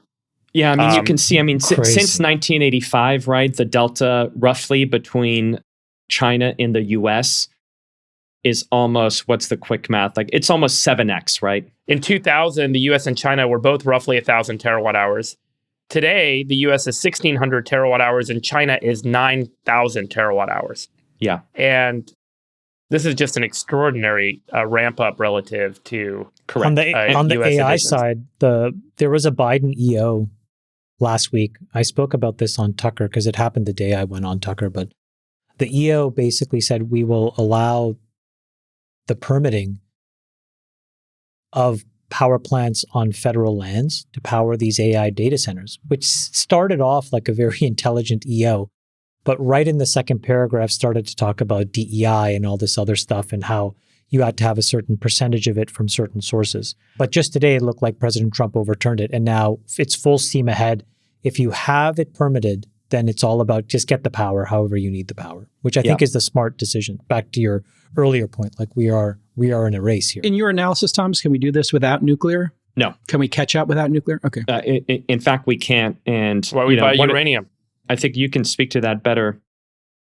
One of the really interesting parts, I mean, you can see, by the way, just the percentage of nuclear, it kind of needs to go higher. I don't know if you guys have been following this stock in the public market, guys, called Constellation Energy. Oh, yeah. It's a really interesting idea.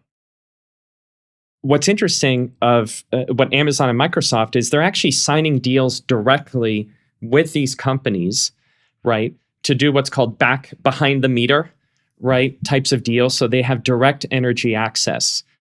To your point, Chamath, on the Biden administration, at the end of last year, a deal got announced, publicly announced, that federal agencies were also contracting directly now with CEG to power some of their facilities. And even though in total the number was small, we took it, and I think the market took it as a clear indication, right, that the government, even under Biden, was acknowledging that nuclear is the best path forward. So, we expect, and we think just the trend generally towards nuclear energy is going to continue. It's been proven in China. It's been proven in Europe. I think it will show to be a key part of the AI kind of arms race, over the next 10, 20 years. Yeah.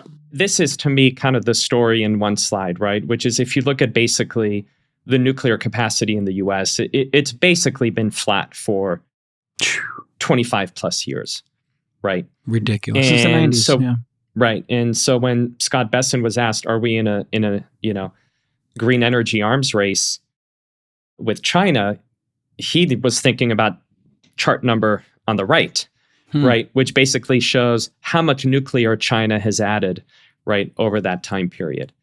And so I think it's pretty clear what the answer is. I think China is leading the way in that measure, and I think we need to follow. Yeah. Well, and I think what's really important to note is over that same period of time, Thomas, we're in a different era on nuclear than we were when we had 3 Mile Island and, prior to that, Chernobyl. We have new Gen 4 technologies that are meltdown proof, that have a totally different architecture where there isn't a setup where you have runaway heat and ultimately a collapse of the reactor and a release of radioactive material, which is what happened at Chernobyl. These new systems, which we highlighted on the show a couple of months ago, like the pebble bed reactor that's been in production making electricity in China, are incredible new technology architectures, and they're here and they're running. And China's rolling out dozens or hundreds of these, and the United States is rolling out 0. And that needs to change. And I think we only have a couple of months to get the engine stood up that will allow us to make the material, that will allow us to make the production technology needed to actually deploy these stations to try and have a shot at catching up. And if we don't, we're going to be hugely disadvantaged on an energy cost basis. We're going to be hugely disadvantaged on an ability to actually deploy AI technology competitively. That's key. And by the way, you also can look at France, right? My home country, not known as a technology leader, but 70% of its energy, of its electricity comes from nuclear. But France held the line, right? When Europe tried to really deprecate its use of nuclear, Germany did, but France held the line. Yeah, it's too important, Chamath. It's 70% plus. So I think there's examples, it's doable. And I think now with AI, it's a matter of national security. National security. And we got to get it done.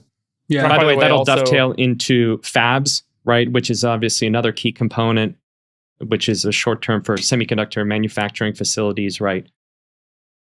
Which is another, in my opinion, key strategic area that we need to ramp up in the US. The thing that I noticed about that chart is the trend line. I mean, look at how fast they're building these. And this is where, I don't know what government incentive we need to create or what red tape has to be moved here. But if we can't build, multifamily housing in some states, like this nuclear is going to really we're going to have to figure out a way to change that trend line, Freeberg. Yeah.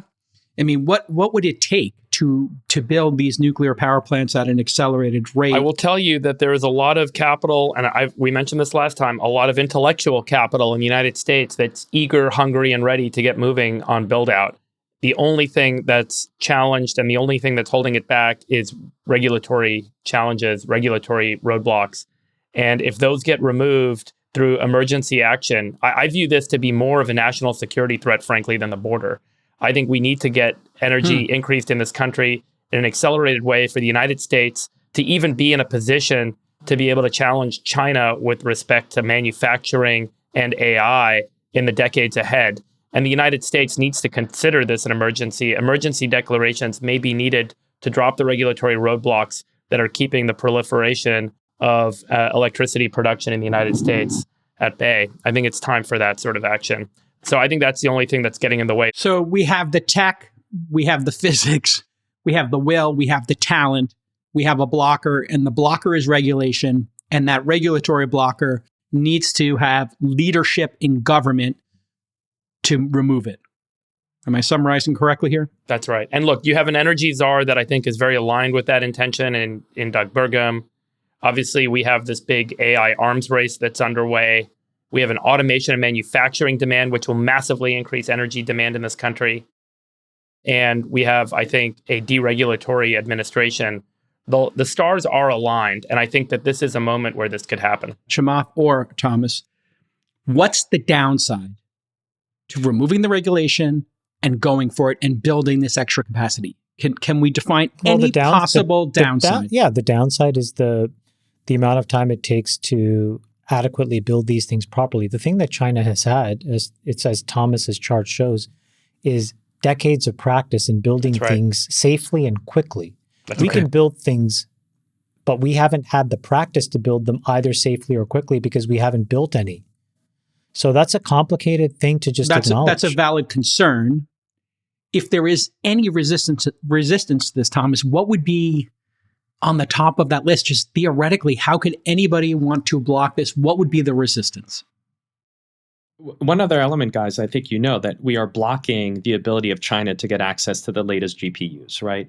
And the whole point is we don't want them to develop systems that could be used against us. But if one day China had 10x our power capacity, it won't even matter, right? Because they'll just have so many more, whether they're not quite the same advanced GPUs or not, they'll just have so many more of them. Their industrial AI capacity will be so much larger that even if we have the best H100s and the latest technology that Jensen and others can provide, it won't matter. So in order to make our strategy effective, we need to be able to build this power base. I think it's a very astute point. Hey, Chamath, I don't know if you've been watching Netflix, but I am a shareholder and I am delighted. I don't know what's going on over there, but they seem to be getting their subs right. And that disgraziad of a fight seems to have somehow driven the stock price up. And there's some strategy that's working over there. Maybe you could just riff on it for a moment. I have the opposite take. Okay. Yeah, I mean, it's obviously a very good company.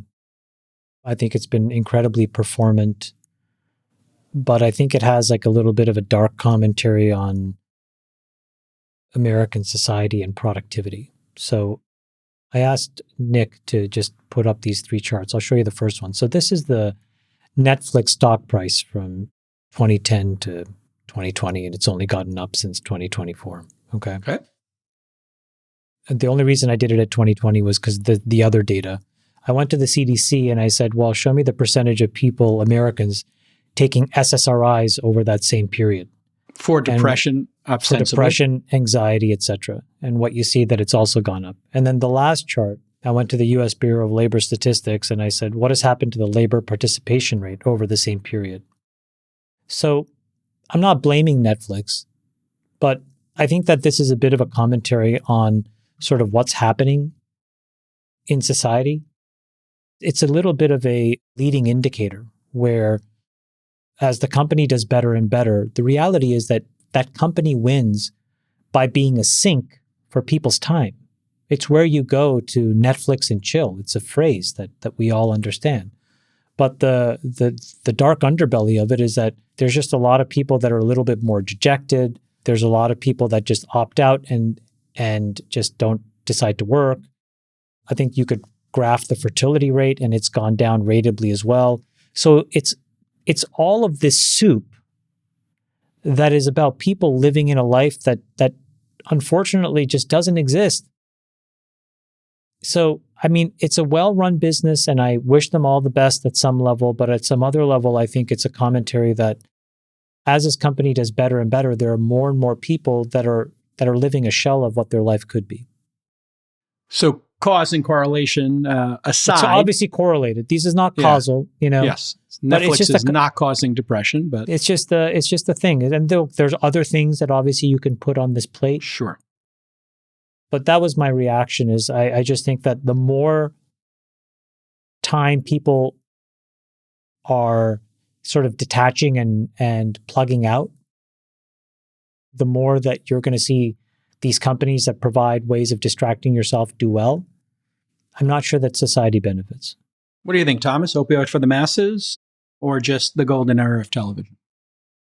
What I'm curious, Chamath, is, how much of it is a substitutive effect, right? Away from kind of traditional media, right? I mean, I've kind of looked at it different ways that at least the way it's measured, time spent watching television has not really increased over 20 years. To me, it's more a reflection of, I could overlay the stock chart of, Fox and Comcast and, CBS, and just have all of those have imploded. I think people have been kind of substituting right away. I think the question then that you have to ask is there a reason that maybe the Netflix product is fundamentally more unsafe or detrimental to someone's health than the prior broadcast? Well, the one thing that I would say is, and this is not a Netflix commentary, but a general commentary, which is online products versus linear products have the power and the benefit of this algorithmic targeting and personalization. And I think that what Netflix has successfully figured out, and a bunch of other products have successfully figured out, is that you can hyper-tune to what people think they want. But what people think they want is not necessarily what they need. I think when you had linear television, you kind of had to take what was given. You didn't love Cheers, but you watched Cheers. You didn't love St. Elsewhere, but you watched it. Now it's that you can go into a place where the thing really feeds you, and it gives you a very visceral feedback loop. And you can stay there binge watching something for an entire weekend. And I think the question is, what didn't you do? Yes. Necessarily didn't work out, necessarily didn't eat well. Didn't spend time with friends. And by the way, laughing. I'm not saying that I don't do it. I've done it as well. Like our group chat, one of the interesting things when Jason, he's very good about television and stuff. He says, this series is amazing. Our other friend, Rob Goldberg, does the same thing. It's hard for me to start it and then not end it. Mm-hmm. It's addicting. Yeah. But I have to really check myself, because then for those 2 days, I'll be tempted to not leave my bedroom.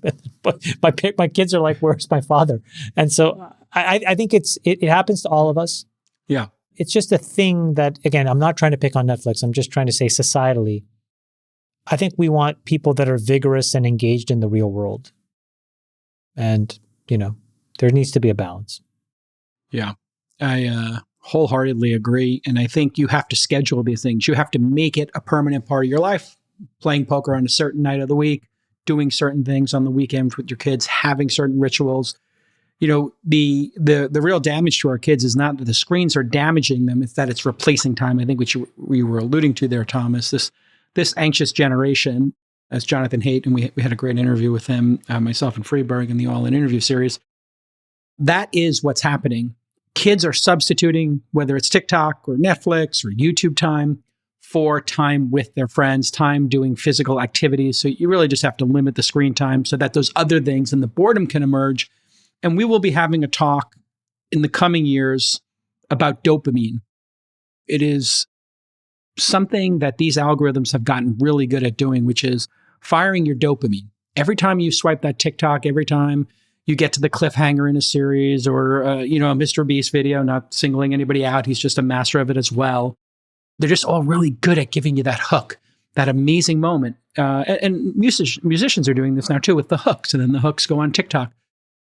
The dopamine addiction, when you get burnt out late at night, getting those dopamine hits, the next day you feel depressed. Then you go to a doctor, and the doctor said, "Oh, well, you have depression. So here's your Wellbutrin, or here's whatever what the things are of the moment." I'll just tell you what I focus on and what I focus on with my family: sleep hygiene, diet, exercise, meditation. Do these 4 things and you will reverse these trends. You don't need it. Listen, I don't want to tell you what to do. Meditation's hard for kids, but I get the first 3. You know what? Try it. And listen, I'm not talking my own book. By the way, you know what's crazy? Get the Calm app. It has a bunch of stuff for kids. When I was growing up, I grew up Buddhist. My father would make us sit there at 9:00 every night. And my sisters and I would have to say this Buddhist prayer, and then he would make us close our eyes for 15 minutes. And he said, meditate. And I was like, I don't know what meditation is, but I was forced to just keep my eyes shut. And I would just daydream. But I suspect that there was like some reasonably grounding value in that. So I get what you're saying. I just have such a negative connotation from it. I've never been able to come back to it because of that experience. But I would just daydream. And by the way, what I daydreamed of was getting out of that house. I was like, I got to be successful. So you got a vision. Yeah, I was like, vision man, came to you. I got to manifest some success here because this sucks. Hey, Thomas, thanks for coming on the show. Great first appearance here as a bestie. We'd love to have you back. Unless the king returns at some point. You're the best. You should come back. And you should also come back to the All In Summit.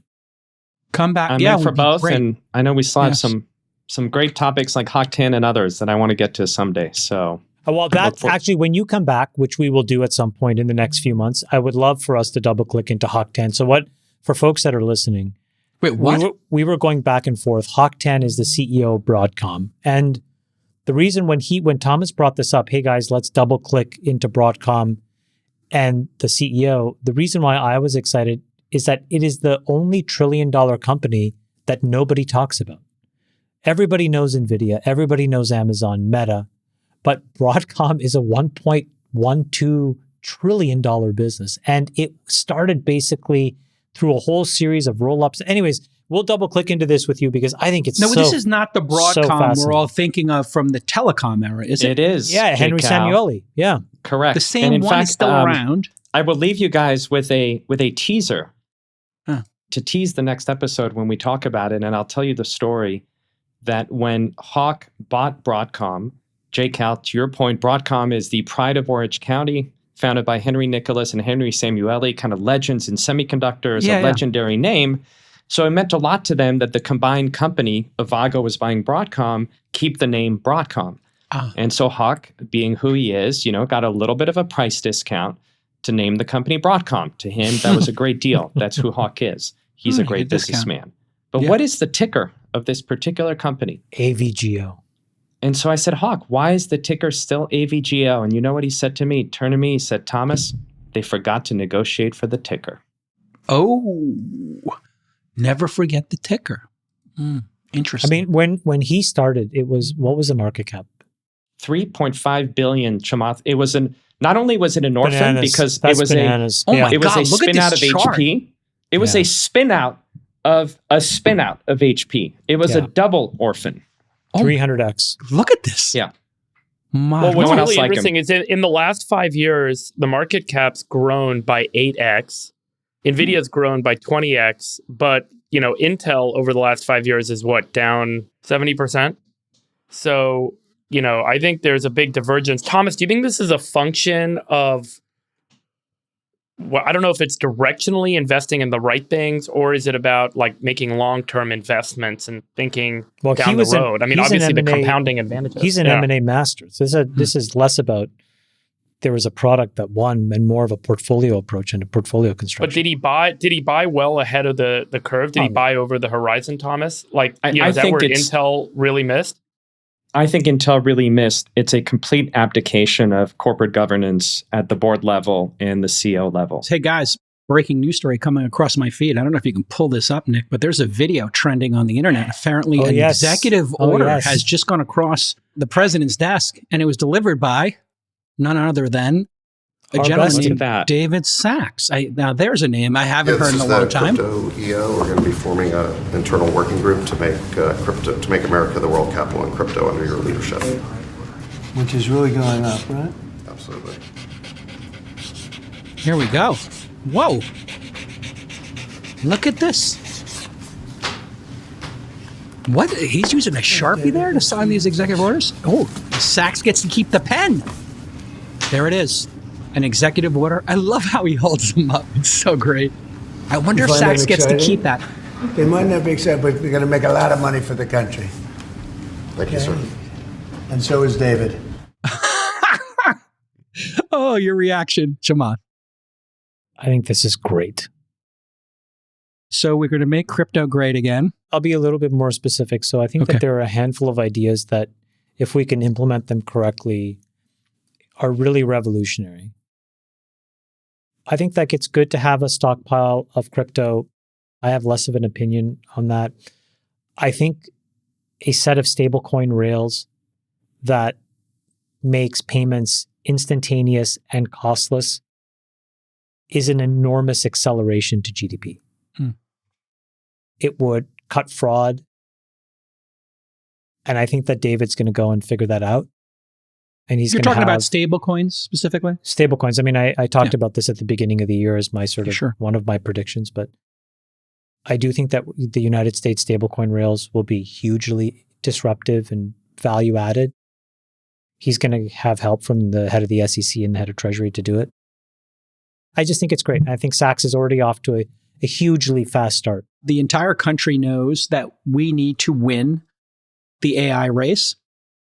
The numbers are the numbers. You put up a chart like that, Thomas, and there's only one way for us to win, and that's to build more nuclear power plants.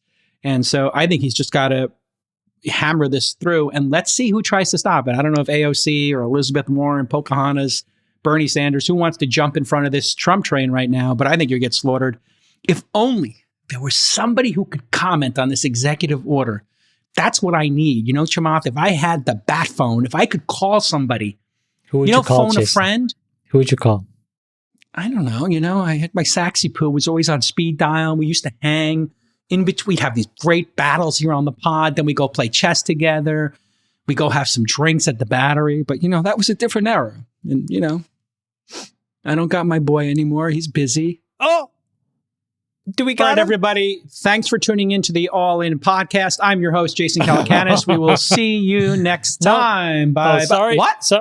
What? There he There he is. is. There he is. He's back. Back to reclaim his seat. It's Welcome yours. home. We miss you, buddy. You look so handsome. I'm going to cry. 61 Thanks, days without guys. my bestie. We miss you, buddy. Were you just in the Oval Office? I was just in the Oval Office. First time in the Oval Office? Let me ask you a question. Was that your first time in the Oval? Well, technically it was my second, but How was it, Sacks? How's it been so far? it's pretty incredible. Yeah, it's really been pretty incredible. Well, tell us, what are the vibes and what's it like to go in to the Oval Office and to have that executive order signed? Tell us what the moment was like, and then tell us what's in the executive order. Well, we did 3 executive orders today. So we did one on crypto, one on AI, and then one on PCAS, which is the President's Council of Advisors for Science and Technology. The one on crypto, I guess we can start there. The main thing it does is it forms an internal working group with the goal of making the U.S. the world leader in crypto. So it's not one specific action. It's basically authorizing and creating a working group with the goal of achieving that objective, right? And the members of this working group are going to be, there's me, there's the head of the SEC, the Secretary of the Treasury, and all the agencies and departments that have an interest in crypto. So we formed this working group. I'm actually chairing it, or I will be. And again, the goal here is to identify and make recommendations that the departments would then take back and they could execute. And just, again, with the goal of making America the world capital of crypto, as the president said at Davos today. And then the other 2, Sacks? Yeah, so that's crypto. Next one's AI. So the number one thing that EO does is rescind the Biden EO, which we talked about on this podcast, I don't know how many episodes ago, but remember it was this 100-page monstrosity of burdensome regulation. And the president had promised on the campaign trail to repeal that, and he did. So it got rescinded. Actually, there was a master EO on Monday that contained dozens of Biden-era EOs that got mass rescinded. This one provided a little bit more detail on it. It basically said that EO was unnecessarily burdensome. It said that we want to be the world leader in AI. In fact, it uses the word dominate. We want to basically have global dominance in AI. And similar to what we're doing on the crypto side, it directs the creation of an AI action plan.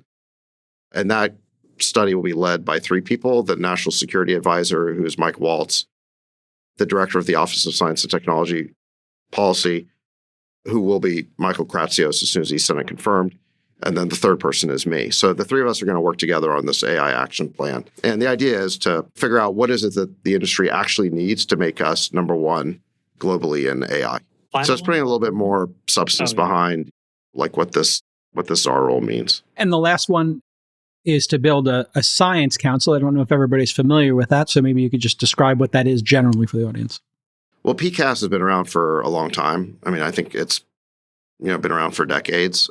And the goal of PCAS is to assemble a group of top science and technology minds to provide the president with advice. So this was already announced, but basically me and Michael Kratsios, who I mentioned before, is going to be the director of OSTP. We're going to be co-chairing that.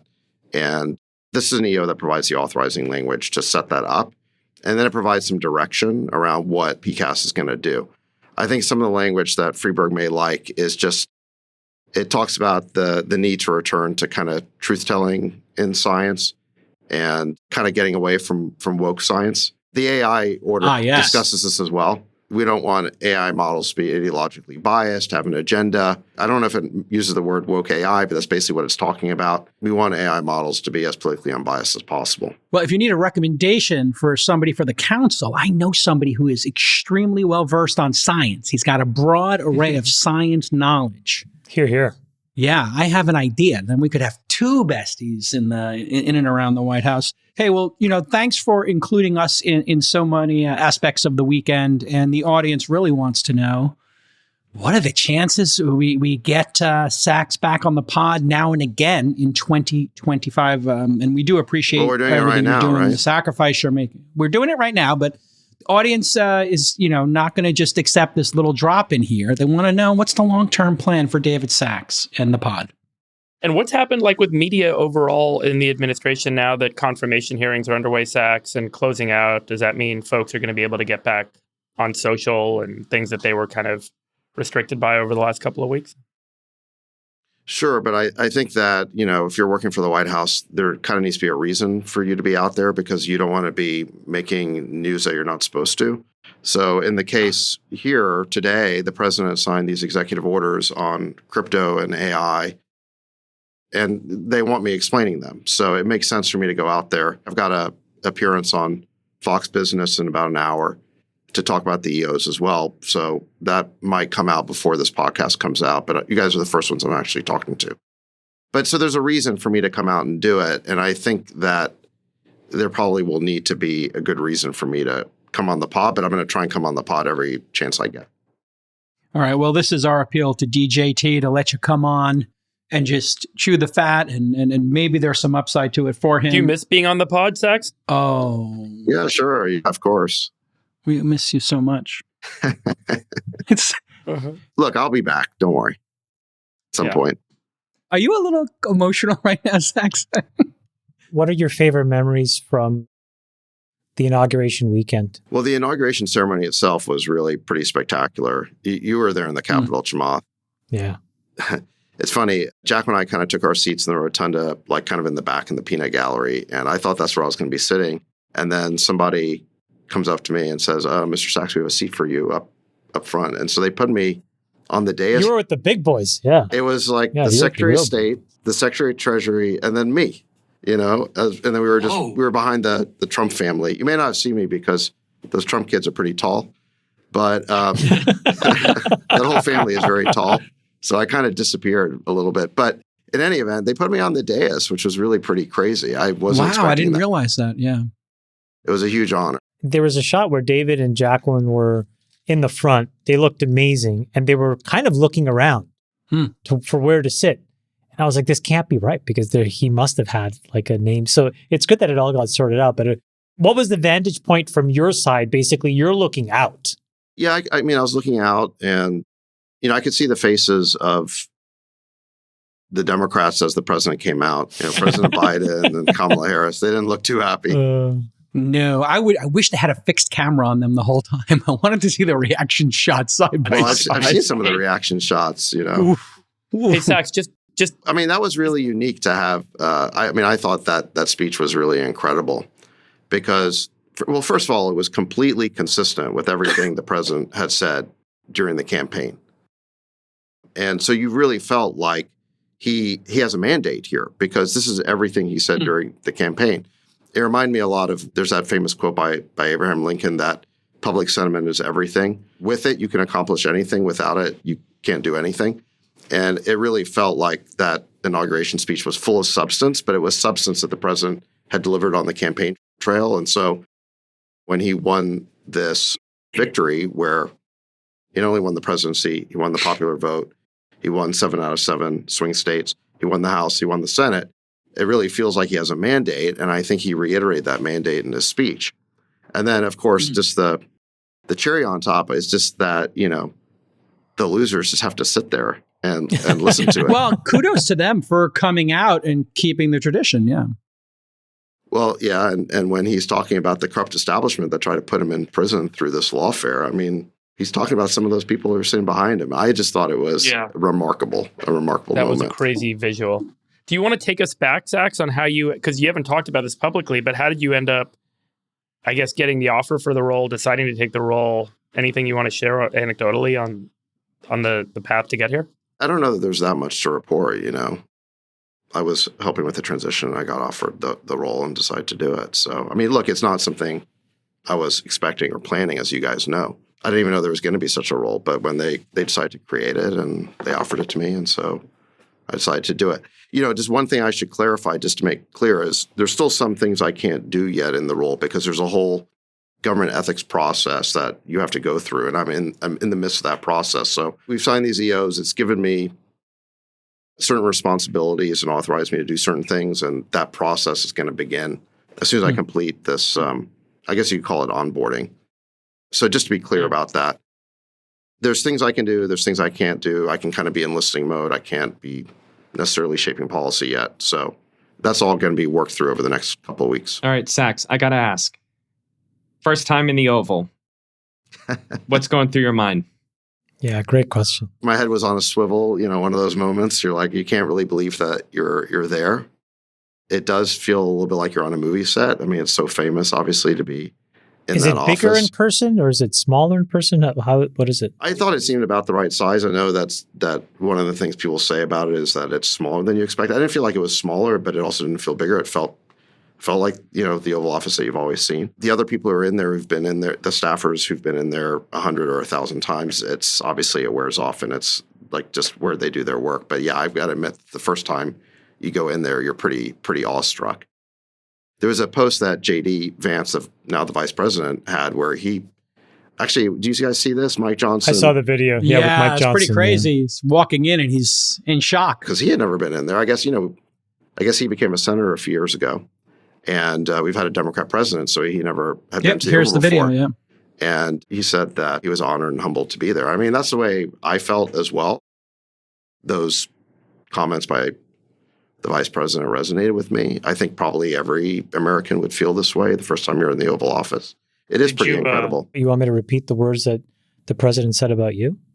There's nobody like this guy. They said, how did you get David Sacks? How did you do that? He's doing it for the country more than anything else. We appreciate it, David. Thank you very much. He's been really nice to me. It's really incredible. He's been just incredible to me. And he gave me the pen from the signing, which is pretty cool. Wait, can we see the pen? Can we see the pen? What's the brand of the pen? Well, it's not branded. Basically, it says the White House on one side, and it's got his signature on another. Nice. And so, look, I wasn't expecting any of that. Put that in the trophy case. Is it like a Sharpie? What is that? Is it a Sharp? It is a Sharpie. Like you've seen him sign, right? Yeah. So it's what I assume it's what he likes. But so he gave me the pen, which is pretty incredible. Have you guys seen that there's all these ASMR videos of the president signing, where you can just hear the pen, the pen on the paper? It makes exactly. There's like all these ASMRs of that. Well, Freeberg wants to know if you could assign his new Tesla. He wants you to sign it with that pen. He wants you to autograph it. So when you get back to the Valley, you can start doing autographs with that all around. No, I think only the president's allowed to use this pen. Only the president's allowed to use. Okay, well, put it somewhere safe. Okay, don't lose the pen. You got to put it in a glass box or something. And Sacks, there's thousands of commenters who are just begging for you to come back. Do you have a message to your legions of commenters? Well, I thank them, and I'm back right now.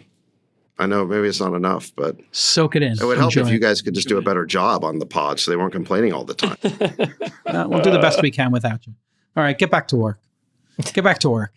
Come on. This taxpayer, you're on the taxpayer clock here. Go back to work here and save America.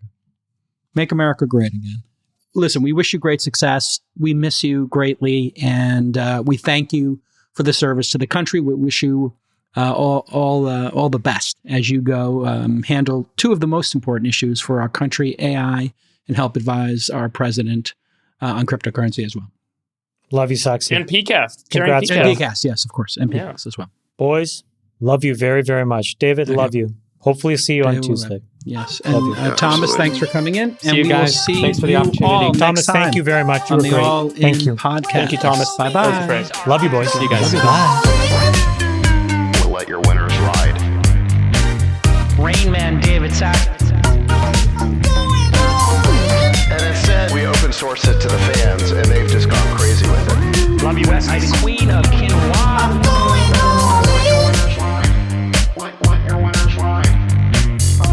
Besties are back. That is my dog taking a notice in your driveway.